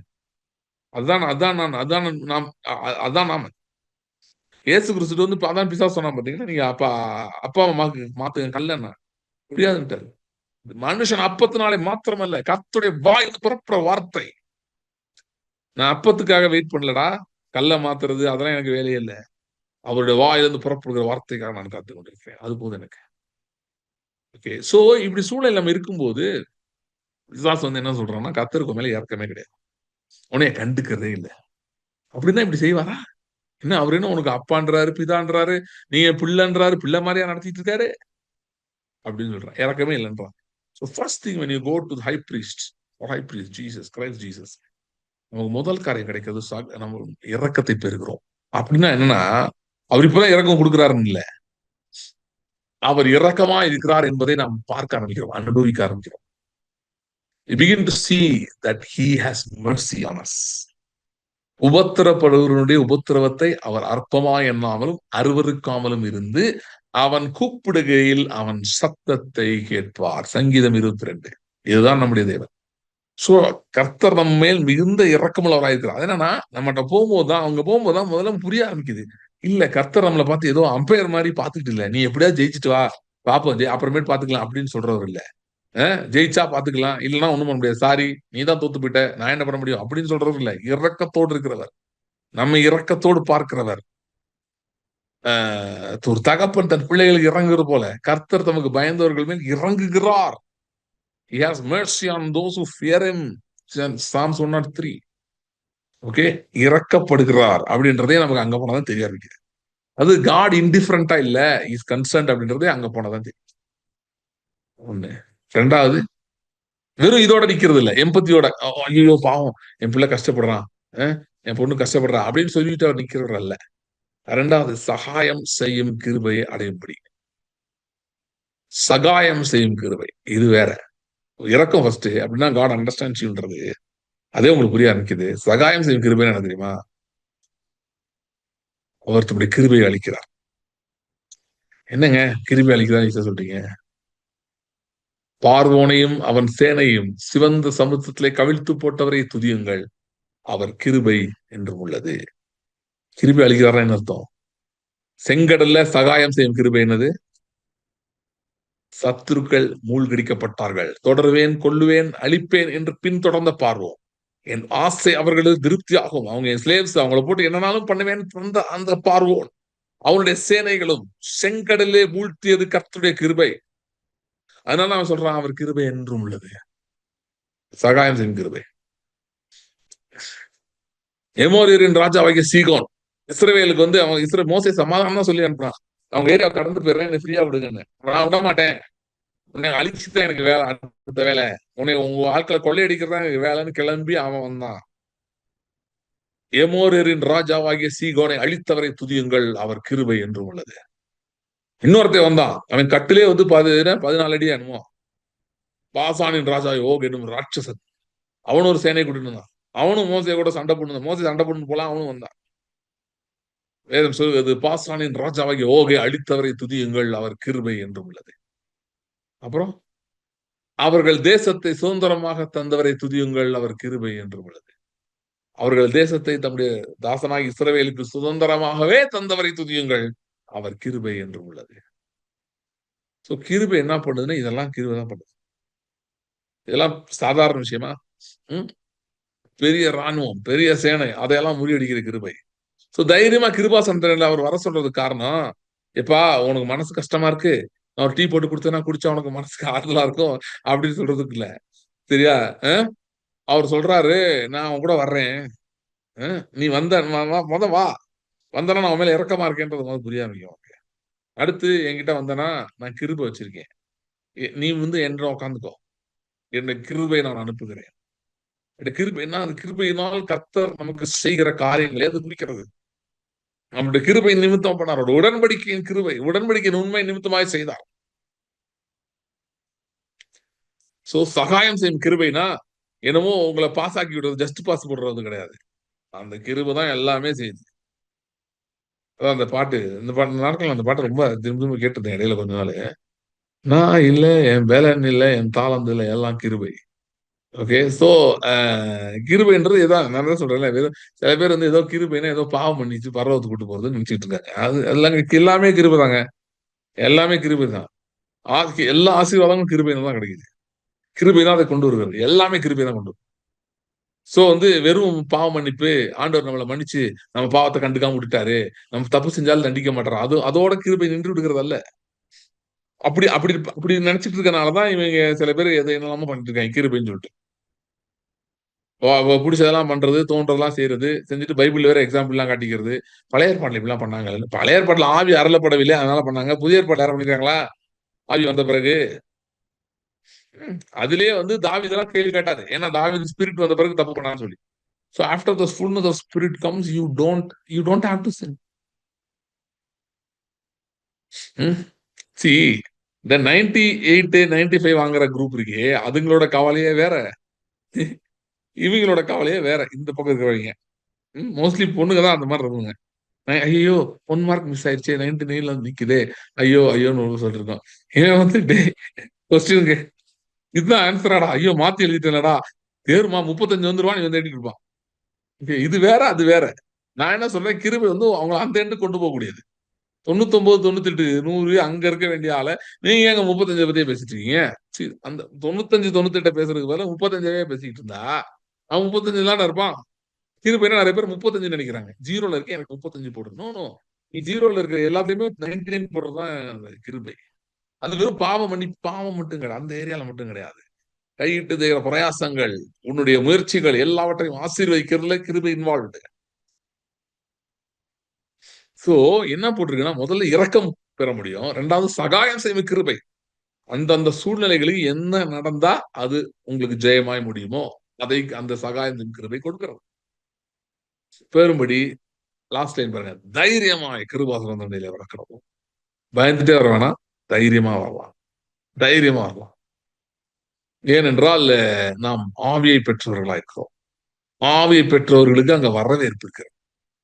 கிருபாசன தண்டையில பயம் இல்லை, தைரியமா போலாம். சோ கிருபை பிரமாணத்திலே முக்கியமானது என்ன அப்படின்னு பாத்தீங்கன்னா, நிறைய இருக்கு. அதுல இன்னைக்கு நம்ம பேசுனது இந்த கான்டெக்ட்ல சொல்றேன். இதுல முக்கியமானது என்னன்னு பாத்தீங்கன்னா, when the trial is really overwhelming, okay, go to God boldly go to God. And ரொம்ப ஓவரா நான் விசுவாசம் நிக்க முடியல, நான் ஆல்மோஸ்ட் விழுகிற மாதிரி இருக்கேன், எனக்கு உங்களுடைய இரக்கமும் தேவை, உங்களுடைய சகாயம் செய்யும் கிருபை தேவை. நீர் என்மேல் இரக்கமா இருக்கிற நான் விசுவாசிக்கிறேன், நீர் என்மேல் கிருபையா இருக்கிறீர் என்று விசுவாசிக்கிறேன். ஆனால் இவைகளை நான் அனுபவிக்க விரும்புகிறேன், என் உள்ளான மனிதனை அனுபவிக்க விரும்புகிறேன். ஈவன் என் சூழ்நிலைகள் வழியாகவும் நான் அனுபவிக்க விரும்புகிறேன் சகாயம் செய்யும் கிருபையை. ஓகே, நான் சொன்னேன் ஒருவேளை வந்து இந்த ட்ரையல் ஆஃப் ஃபெய்த்ல உடனே ஒன்றும் மாறாதுன்னு. மாறாம இருந்தாலும் கர்த்தர் உங்களுக்கு அது மாறின மாதிரி ஒரு உணர்வையே கொடுக்க முடியும். ஃபெய்த் வந்து ஒரு ஒரு ஒரு ஒரு கான்செப்டா அது ஆரம்பிக்குது மைண்ட்ல. அப்புறம் வந்து நான் சொன்ன மாதிரி ஸ்டேட்மெண்ட் இடத்துக்கு போகுது. பட் பிஃபோர் அந்த trial of faith, okay right, இதுதான் சொல்ல வந்துட்டேன். Trial of faith and the victory of faith, ரிசல்ட்டுக்கு முன்னாடி something call the feeling of faith. முக்கியமானது விசுவாசத்தின் ஒரு உணர்ச்சி. அப்படின்னா பயம்னு ஒரு உணர்ச்சி வருதுல உங்களுக்கு, அது எவ்வளவு ரியலா இருக்கு, அது எப்படி உங்களை அப்படியே தாக்கி உங்களை பாதிச்சு ஒரு அந்த நினைச்சாலே ஆஹா அப்படின்னு தலை சுத்த வைக்கிறது பார்த்தீங்களா? அதே மாதிரி ஒரு தைரியத்தையும் ஒரு பலனையும் ஒரு ஆஹா நல்லவர், ஓ இப்படிலாம் செய்ய முடியும், அவரால் செய்ய முடியும், எனக்கெல்லாம் செய்வார்ன்ற ஒரு சந்தோஷத்தையும் ஒரு உணர்வையும் உங்களுக்கு விசுவாசம் கொடுக்க முடியும். So faith, unless faith becomes a feeling, you cannot see the fullness of the result of faith or the reward of faith. இந்த இடத்துக்கு வரணும். இதுதான் நானே இன்னைக்கு வாரம் ஃபுல்லா எனக்கு இது மைண்ட்ல வந்துட்டே இருந்தது. ஸோ அதனால கண்டிப்பா நான் சொல்லணும் அப்படின்னு நினைச்சிட்டு இருந்தேன். அது என்னன்னா, நிறைய பேர் என்ன சொல்றாங்கன்னா, ஃபீலிங் இல்ல ஃபெய்த்ன்றாங்க. புரியுது. அதாவது ஆரம்பத்துல வந்து அவங்க பேசிக்க என்ன சொல்றாங்கன்னா, don't go by what you feel. Okay, ஏன்னா ஃபீலிங் வந்து இனிஷியலா விசுவாசத்துக்கு எதிராக தான் இருக்கும். எப்பயுமே சூழ்நிலையை பார்க்கும், மனுஷர்களை பார்க்கும், அதெல்லாம் பார்க்கும். பர்டிகுலரா உங்க ஃபீலிங் வந்து உங்க உணர்ச்சிகள் ரினியூ ஆகலாம், உங்களுடைய எமோஷன்ஸ் வந்து தேவ வார்த்தையினால டச் பண்ணப்படலைன்னா அப்படி இருக்கும். அது ஓகே, அப்ப ஃபீலிங் பார்க்க கூடாதுன்றது உண்மைதான். ஆனா ஒரு பாயிண்ட்ல வந்து யூ வில் ஃபீல் ஃபெய்த். அந்த இடத்துக்கு நீங்க போகணும், அந்த இடத்துக்கு வரணும். ஃபீலிங் ஆஃப் ஃபெய்த், விசுவாசத்தின் உணர்ச்சி ஒரு இடத்துக்கு வருது. அந்த இடம் ஒண்ணு இருக்கு. அது என்ன, இன்னும் எதுவும் நடக்கல, ஆனா ஒண்ணு நடந்த மாதிரி ஒரு பயங்கரமான ஒரு கான்ஃபிடன்ஸ் இருக்கு. I know this is how it will happen அப்படின்ற மாதிரி ஆயிரும். இப்படிதான் நடக்கும் எனக்கு தெரியும், இப்படிதான் நடக்கும் எனக்கு தெரியும். ஒரு ஸ்ட்ராங்கானது. ஷேன் வான் ஒரு கிரேட் பவுலர் இருந்தார், இறந்து போயிட்டாரு. அவர் நிறைய வந்து நானே அவர் நோட் பண்ணிருக்கேன். நிறைய விஷயங்கள் வந்து ஷேன் வான் வந்து ரொம்ப இன்ஸ்டிங்டிவா இல் பி வெரி அக்யூரேட். 99 வந்து ஆஸ்திரேலியா ஒரு ஒன்னு வேர்ல்டு கப். அந்த வேர்ல்டு கப்ல ஒரு முக்கியமான ஒரு மேட்ச் இருந்துச்சு. அந்த மேட்ச்ல பாத்தீங்கன்னா அது வந்து must win game for Australia. அந்த மேட்ச் வந்து கண்டிப்பா ஜெயிச்சாகணும், அப்படி ஒரு மேட்ச். அந்த மேட்ச்சுக்கு முன்னாடி வந்து ஷேன் வார்ன் வந்து டீம் மீட்டிங் நடந்துட்டு இருந்துச்சான். நடந்துட்டு இருக்கும்போது லாஸ்ட்ல வந்து கூப்பிட்டு எல்லாரையும் ஒண்ணே ஒண்ணு நீங்க கவனிங்க, இன்னைக்கு வந்து கேம்ல ஹர்ஷல் கிப்ஸ் சவுத் ஆப்பிரிக்காவோட பிளேயரு, அவன் வந்து கேட்ச் ஏதாவது பிடிச்சான்னா உடனே அங்கிருந்து கிளம்பிடாதீங்க. ஏன்னா அவன் வந்து அவசரமா அந்த பாலை பிடிச்சிட்டு ஒரு ஒரு கேட்ச் பிடிச்ச பிறகு கொஞ்சம் நேரம் கழிச்சு தான் தூக்கி போடணும், ஃபியூ செகண்ட்ஸ் கழிச்சு. அதுக்கு முன்னாடியே அவன் தூக்கி போடுறான், நான் நோட் பண்ணேன். ஒருவேளை வந்து யாராவது அவுட் ஆகுற மாதிரி சுச்சுவேஷன் தான் உடனே அவுட் கிளம்பிடாதீங்க, அங்க இருந்து வெயிட் பண்ணுங்க, பாருங்க அவன் என்ன பண்றான்னு நோட் பண்ணுங்க. அந்த மீட்டிங்ல சொல்லிருக்காரு. அது வந்து ரிக்கி பாண்டிங் ஒரு இன்டர்வியூல சொன்னார். Ricky Ponting still alive, Ricky Ponting role இன்னைக்கு was also part of the team. அந்த மேட்ச்ல என்ன ஆச்சுன்னா ஆஸ்திரேலியா வந்து சேஸ் பண்ணிருந்தாங்க. ஒரு குரூஷியல் டைம்ல 3 விக்கெட்ஸ் போயிடுச்சு. போன டைம்ல பாத்தீங்கன்னா ஸ்டீவ் வாக் தான் நீ வந்து முக்கியமான role, anchor role and captain வந்து முக்கியமான பிளே பண்ணிருக்காங்க. கரெக்டா halfway through the game பாத்தீங்கன்னா எக்ஸாக்டா அதே மாதிரி நடந்துச்சு. இந்த பால் வெண்டு கிப்ஸ். கிப்ஸ் வந்து என்ன பண்ணாருன்னா அதே மாதிரியே பண்ண அவசரத்துல அப்படியே பால் தூக்கி போட்டு ஸ்டீவ் வாக் மூவ் ஆகல. அதை வந்து அவன் அப்படி யாரும் மூவ் ஆகனால அது கேட்சே இல்லைன்ட்டாங்க. Okay, that moment change the game. ஏன்னா அதுக்கப்புறம் ஸ்டீவ் வாக் வந்து ஒரு சான்ஸ் கூட கொடுக்கல. ஸ்டீவ் வாக் தான் அன்னைக்கு செஞ்சுரி, அவன் தான் ஜெயிக்க வச்சான், டீம் அடிச்சு ஜெயிக்க வச்சான். அதுக்கு அடுத்த மேட்ச் பண்ணி திரும்ப ஆஸ்திரேலியா தோத்து திரும்ப அகைன் இது வந்து சூப்பர் 6 அடுத்த செமிஃபைனல் அதே மீட் பண்ணி சவுத் ஆப்பிரிக்கா வெளியே தள்ளது ஆஸ்திரேலியா தான். ஆஸ்திரேலியா வேணாம் வின் கப். ஸோ அது வந்து அந்த அந்த இதெல்லாம் விட்டுருங்க. அந்த பாயிண்ட் வந்து யோசிச்சு பாருங்க. ஒரு சம்பவம் நடக்கல, ஆனா அவன் வந்து நோட் பண்ணியிருக்கான் சிலது, ஆனா அந்த ரைட் மொமெண்ட்ல அதை சொல்றான் பாருங்க இப்படி. ஓகே, இது அதாவது என்னன்னா இவன் ஷேன் வார்ன் ரட்சிக்கப்பட்ட விசுவாசிகள் நான் சொல்ல வரல, சில பேர் அப்படி கிளப்பி விட்டுருவாங்க, இப்படிலாம் நான் சொல்ல வரல. இன்ஸ்டிங்க்ட் வந்து ஃபாலன் மேனே உடைய ஒரு ஸ்பிரிட்டோடைய கடைசி இது மாதிரி ஸ்பிரிட் துடிச்சிட்டு இருக்கு, அதோடைய லாஸ்ட் இதுதான் இன்ஸ்டிங்க்ட். ஏன்னா ஒரு லாஜிக்கல் பர்சன் இன்ஸ்டிங்க்ட் எக்ஸ்பிளைனே பண்ண முடியாது, ஸ்பிரிட்டை வச்சா மட்டும் தான் எக்ஸ்பிளைன் பண்ண முடியும். இன்ஸ்டிங்க்ட் ஒன்று வருதுன்னா ஒரு மனுஷங்களை விழுந்து போன மனுஷன்ல இருந்து வருதுன்னா அப்ப அது வந்து not part of the mind. ஏன்னா இட்ஸ் நாட் பேஸ்ட் ஆன் ஒரு 100% லாஜிக்கல் தியரி வச்சு கன்க்ளூஷன் வச்சு சொல்றது இல்லை. அப்ப இன்சிடென்ட் எங்க இருந்து வருது அப்படின்னா விழுந்து போன மனுஷர்களே ஸ்பிரிட் இருந்துச்சுன்றதுக்கு ஒரு ஒரு மிச்சம் மீதி மாதிரி ஒரு ரெசிடியூவல் இதுதான் இன்ஸ்டிங்க்ட். இப்ப நீங்க யோசித்து பாருங்க, விசுவாசம் இதோட ரொம்ப சம்பந்தப்பட்டது. ஒரு மனுஷன் மறுபடியும் பிறக்கும் போது அவனுடைய இன்ஸ்டிங்க்ட் வந்து ரிவைவ் ஆகுது, ஏன்னா ஸ்பிரிட் இஸ் பார்ன் அகைன். அப்படி இருக்கும்போது இது வந்து ஒரு ரொம்ப மைல்டு எக்ஸாம்பிள் நான் சொன்னது, ஆனா உங்களுக்கு புரியணுன்றதுக்காக இந்த எக்ஸாம்பிள் யூஸ் பண்ணேன். இதை விட அதிகமாக ஒரு இன்சிடென்ட் நடக்கவே இல்லை இன்னும், அது நடந்தா நடக்கலாம் நடக்காம இருக்கலாம், ஆனா அவன் சொல்லியிருக்கான் பாருங்க, அதை விட இன்னும் ஸ்ட்ராங்காவே என்ன நடக்க போகுது, என்ன காரியங்கள் வரப்போகுது என்பதை நீங்கள் விசுவாசத்தினாலே அறிய முடியும், உணர முடியும். இதுதான் ஃபீலிங் ஆஃப் ஃபெய்த்னு சொல்றேன். You will be Shane Warne சொன்னதோட நீங்க கான்ஃபிடென்ட்டா சொல்லுவீங்க, I know I am going to have it. இது 50-50 தான், இந்த மாதிரி நடக்கலாம். ஆனா நீங்க என்ன சொல்றீங்க, இல்ல I am going to have it. இப்ப ஷேன் வார்ன் ஒரு ஆவிக்குரியவனா இருந்திருந்தால், அவன் தேவ வல்லமையெல்லாம் நிரப்பப்பட்டு இருந்தால், ஆவியினால் நிரப்பப்பட்டிருந்தான், அவன் அவனுக்கு எல்லாம் என்னெல்லாம் சொல்லியிருக்க முடியும்னா இந்த பிக்சரே சொல்லியிருக்க முடியும். ஏய் இந்த 32 எத்தனாவது ஓவர் தெரியல, ஏதோ ஒரு 31வது ஓவர்ல ஹெர்ஷல் கிப்ஸ் இது மாதிரி ஒரு பண்ணுவான், அவன் பிடிச்சி தூக்கி போட்டுருவான் அவசரப்பட்டு, அந்த பாயிண்ட்ல நீ வெளியே போயிடாதன்னு ஸ்டீவ் வாக் பத்தி நேரம் சொல்லியிருக்க முடியும். அந்த அளவு சொல்ல முடியும்.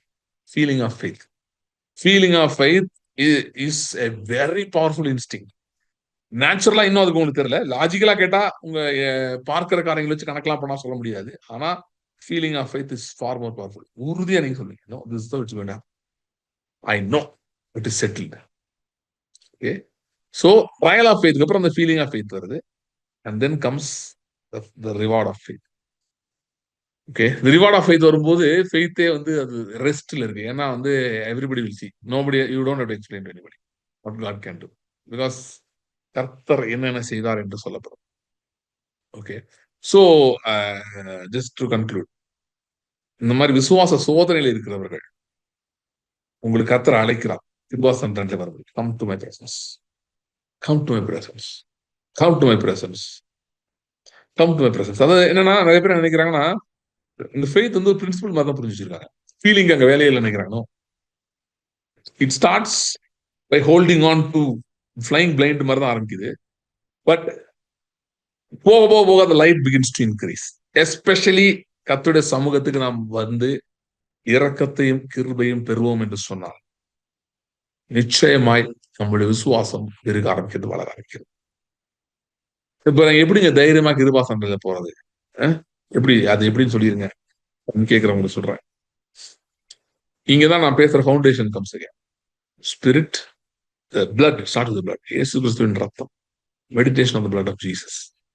எனக்கு இவர் தான் ஒரே போக்கு, இவர் தான் ஒரே வழி, இவர் விட்டா வழியே இல்லை அப்படின்னு சொல்லிட்டு இயேசு கிறிஸ்துவின் சிலுவை ரத்தம் தியானம் அந்த இடத்துக்கு வர்றது. ஏன்னா அதுதான் நம்மளுடைய டோர்வே.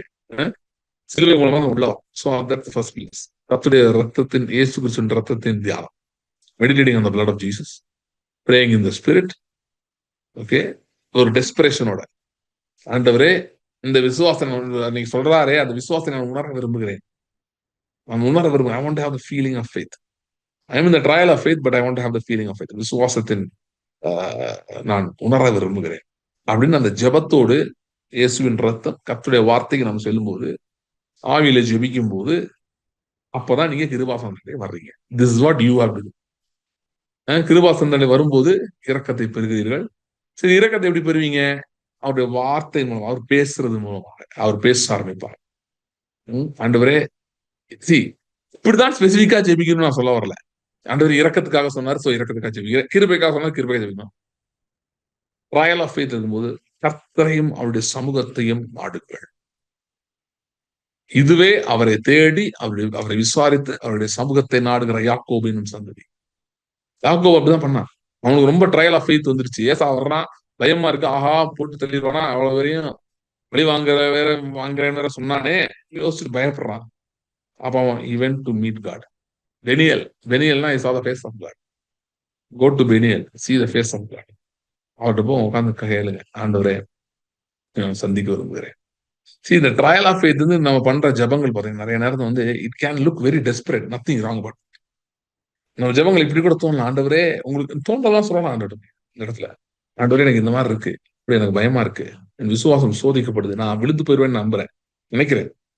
விழுந்து போவேன்னா ஏதோ பாவத்துடைய அப்படி இல்லை, இந்த விசுவாசத்தை நிக்கிறேன், இதுல இருந்து வழிவிடணும்னு பயமா இருக்கு எனக்கு. ஐ மே ஃபால். ஏன்னா அந்த விசுவாசத்தை விட்டு நான் வேணா, எனக்கு ரொம்ப சோதனை அதிகமா இருக்கு அப்படின்னு. Your prayers can be very very real. It can come with tears lot of times. Tears வரனாலே faith இல்லைன்னா கிடையாது. அதெல்லாம் அரைவேக்காடு அண்டர்ஸ்டாண்டிங். ஓகே, டியர்ஸ் என்ன பண்ணுதுன்னா உங்களுடைய உங்களை அந்த ஃபீலிங் ஆஃப் ஃபெய்த் கொண்டு போற இடத்துல தான் டியர்ஸ் வருது. ஜீசஸே அப்படி ஜெபம் பண்ணிருக்காங்க.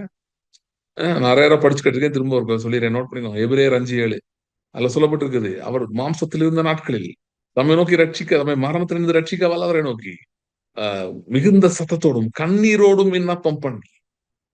இயேசு கிறிஸ்து அப்படி ஜெபிச்சிருக்காரு.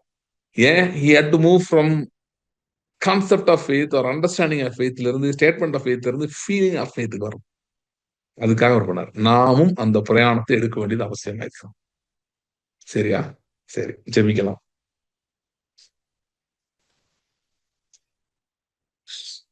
Thank you, Father.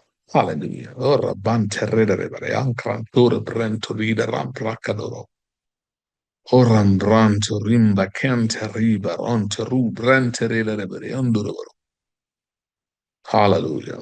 Hallelujah. Hallelujah. Hallelujah. Thank you, Lord. Hallelujah. Hallelujah. Hallelujah. Fear not, little flock, no matter your Lord. He enters all rooms, the doors being shut. He never forsakes, he never is gone. So count on his presence in darkness and dawn. Only believe, only believe. All things are possible. Only believe, only believe, only believe. All things are possible.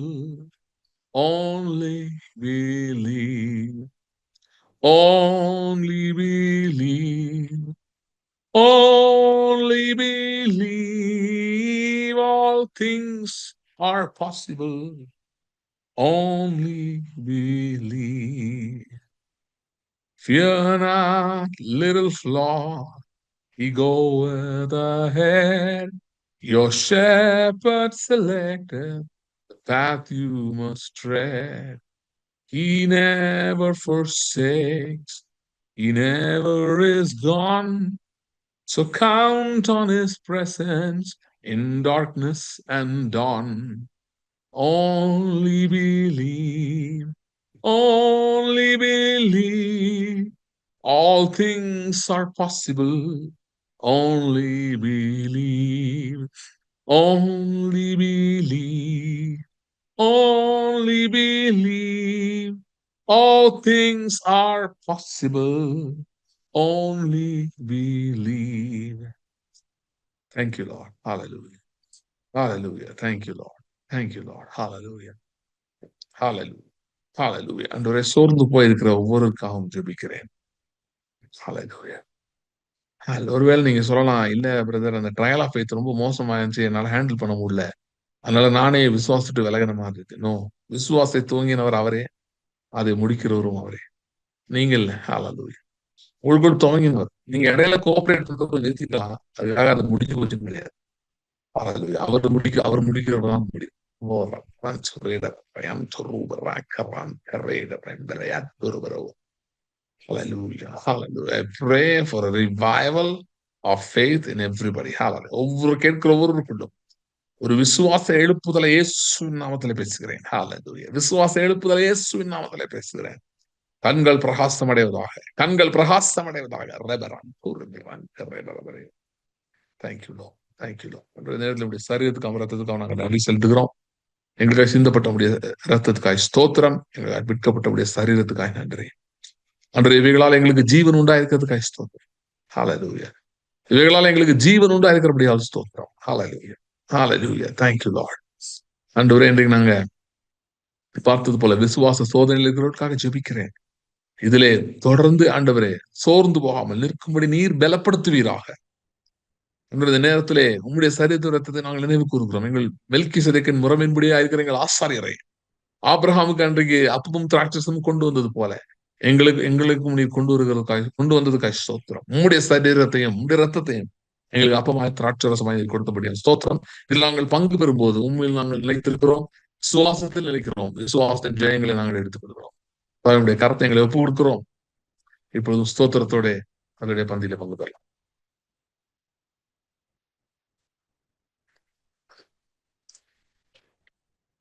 Thank you Lord. விசுவாச சோதனை சொன்னேன், trial of faith. அதுல இருக்கிறேன்னு சொல்றவங்க உங்க காரியங்களை உயர்த்துங்க. உங்களுக்கு நான் ஜெபிக்க விரும்புகிறேன். ஏதோ ஒரு காரியத்தை பற்றியோ இல்ல பல காரியங்களை பற்றியோ நான் ஜெபிச்சிருக்கேன், நான் எல்லாம் எதிர்பார்த்து இருக்கிறேன், ஆனா எனக்கு இன்னும் ஒண்ணும் நடக்கல சொல்றவனுக்காக ஜெபிக்கிறேன். Okay.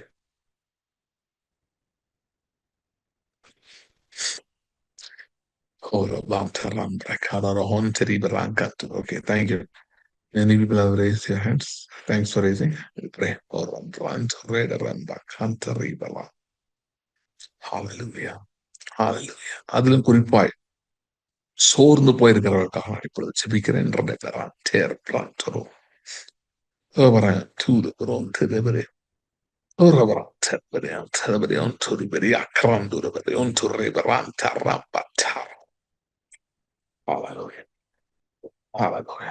குறிப்பிட்ட பகுதியை வாசித்து நம்ம ஜெபிக்கலாம். அப்போஸ்தலர் 4ஆம் அதிகாரம். இங்க என்ன பிரச்சனைன்னு பாத்தீங்கன்னா, சுவிசேஷத்தை அறிவிக்கிறதுக்கு ஒரே பிரச்சனை. இங்க இருக்கிற அந்த ஆசாரியர்கள், பிரதான ஆசாரியர் எல்லாரும் பேதுருவையும் அப்போஸ்தலரையும் கூப்பிட்டு எல்லாரும் மிரட்டுறாங்க. மிரட்டிட்டு இனிமேட்டு இந்த இயேசுன்ற நாமத்தை பத்தி யாராவது பேசுனீங்கன்னா பாரு அப்படின்லாம் சொல்றாங்க. சொல்லி ஒரு பயங்கரமான ஒரு சூழ்நிலை. இப்போ அவங்க என்ன ஜெபிக்கிறாங்கன்னு பாருங்க. அதே ஜெபத்தை தான் நாம இன்றைக்கு செய்ய போறோம். நமக்கு எக்ஸாக்டா அந்த சிச்சுவேஷன்லாம் இருக்கலாம். ஆனால் சுவிசேஷத்தை நம்ம ஒருவேளை சொல்லி பிரச்சனை இல்லை. சுவிசேஷத்தை அனுபவிக்க நாம் முயற்சி எடுக்கும் போது பிரச்சனை வருது. அவங்க எப்படி அத்தாரிட்டிஸ் எடுத்து பேசினாங்களோ, இங்க இருந்த அதிகாரிகள், இந்த மத தலைவர்கள் எடுத்து பேசினாங்களோ, அப்படியே நம்மை சுற்றி இருக்கிற சூழ்நிலைகள் அப்படி பேசுகிறது. பொருளாதார சிஸ்டம்ஸ் இருக்குது, பேங்க்ஸ் இருக்கு, செக்டர்ஸ் இருக்கு, அப்புறம் பிசினஸ் இருக்கு. இப்படிப்பட்ட காரியங்கள்லாம் நம்மளை பார்த்து எதிர்த்து பேசுற மாதிரி இருக்கு. நம்மளை அவைகளை அடிச்சு அவமானப்படுத்துற மாதிரி இருக்கு சில நேரம். அது அவங்க தான் ரொம்ப பெருசா இருக்க மாதிரி, நம்ம ஏதோ ரொம்ப சின்னவங்க மாதிரி நமக்கு தோண ஆரம்பிக்குது. அது மாதிரி அது பேசுது நம்மளை பார்த்து. எல்லாத்துக்கும் வாய்ஸ் இருக்கு பாருங்க. அது பிசாசின் தத்தங்களா சில நேரம் நம்மளை பார்த்து துணிக்குது. நீ எங்க இங்க இருந்திருக்க, உன்னாலாம் இங்க ஜெயிக்கவே முடியாது, நீ எப்படி இதுல ஜெயிப்ப, நீ எப்படி இதை தாக்கு பிடிப்ப, அப்படிலாம் அது பேசுது, எல்லாம் வருது. சோ அன்றைக்கு அவங்களுக்கு சில அதிகாரிகள் எதிர்த்துன மாதிரி இன்னைக்கு நமக்கு இருக்கிற சில சூழ்நிலையில எதிர்த்து பேசுது. சரியா? அது ஒரு ஹெல்த் இஷ்யூவா இருக்கலாம், நான் சொன்ன மாதிரி பிசினஸோ, ஃபைனான்ஸோ, ஃபேமிலியோ, இதுல இருக்க சில காரியங்கள். நீ எல்லாம் எப்படி இல்ல சர்வே பண்ணுவேன், நான் தான் அதிகாரிங்க, நான் சொல்றது அடங்கிரு அப்படின்னு. இப்படிதான் இருக்கும், இதெல்லாம் மாறாது, சூழ்நிலை மாத்த முடியாதுப்பா, இப்படிதான் இருக்கும், உன் வாழ்நாள் இப்படிதான் இருக்கணும், இதுதான் உன் லெவலு, இதுக்கு மேல ஏற முடியாது அப்படின்னு சில அத்தாரிட்டேட்டிவ் வாய்ஸஸ் அங்கங்கே நம்மளை பார்த்து பேசலாம். சுவிசேஷத்தை அனுபவிக்க விரும்புகிற அவர்களை அறிவிக்கிறது தடை, நமக்கு அனுபவிக்கிறதுக்கு தடை. அப்படி இருக்கும்போது என்ன செய்ய வேண்டும்? அவர்கள் என்ன ஜெபித்தார்கள், நம்மவும் அதே மாதிரி ஜெபிக்கலாம். போட்டிருக்கு பாருங்க, அப்போஸ்தலர் 4 வாசிக்கிறேன். அதாவது அவர்கள் விடுதலை ஆக்கப்பட்ட பின்பு தங்களை சேர்ந்தவர்கள் பிரதான ஆசாரியர்களும் மூப்பர்களும் தங்களுக்கு சொன்னையாவையும் அறிவித்தார்கள். அதாவது ரெஸ்ட்ரிக்ஷன், இப்படிலாம் சொல்லக்கூடாது, நாங்க சொல்றதை நீ செய்யணும்னு சொன்னதை அறிவிச்சாங்க. அவர்கள் அதை கேட்டு ஒருமனப்பட்டு தேவனை நோக்கி சத்தமிட்டு, கர்த்தாவே, நீர் வானத்தையும் பூமியையும் சமுத்திரத்தையும் அவைகளுள்ள யாவற்றையும் உண்டாக்கின தேவனாயிருக்கிறீர். புறஜாதிகள் கொந்தளித்து ஜனங்கள் விருதாகாரத்தை சிந்திப்பானேன் என்றும், கர்த்தருக்கு விரோதமாகவும் அவருடைய கிறிஸ்துவுக்கு விரோதமாகவும் பூமியின் ராஜாக்கள் எழும்பி நின்று அதிகாரிகள் ஏகமாய் கூட்டம் கூடினார்கள் என்று தேவரீர் உடைய தாசனாகிய தாவீதின் வாக்கினால் உரைத்தீரே. அந்தப்படி உங்களுடைய கரமும் உங்களுடைய ஆலோசனையும் முன்குறித்தவைகளை யாவும் செய்யும்படி ஏரோதும் பொந்திய பிலாத்தும் புறஜாதிகளோடும் இஸ்ரவேல் ஜனங்களோடும் நீர் அபிஷேகம் பண்ணி உங்களுடைய பரிசுத்த பிள்ளையாகி இயேசுவுக்கு விரோதமாய் மெய்யாகவே கூட்டம் கூடினார்கள்.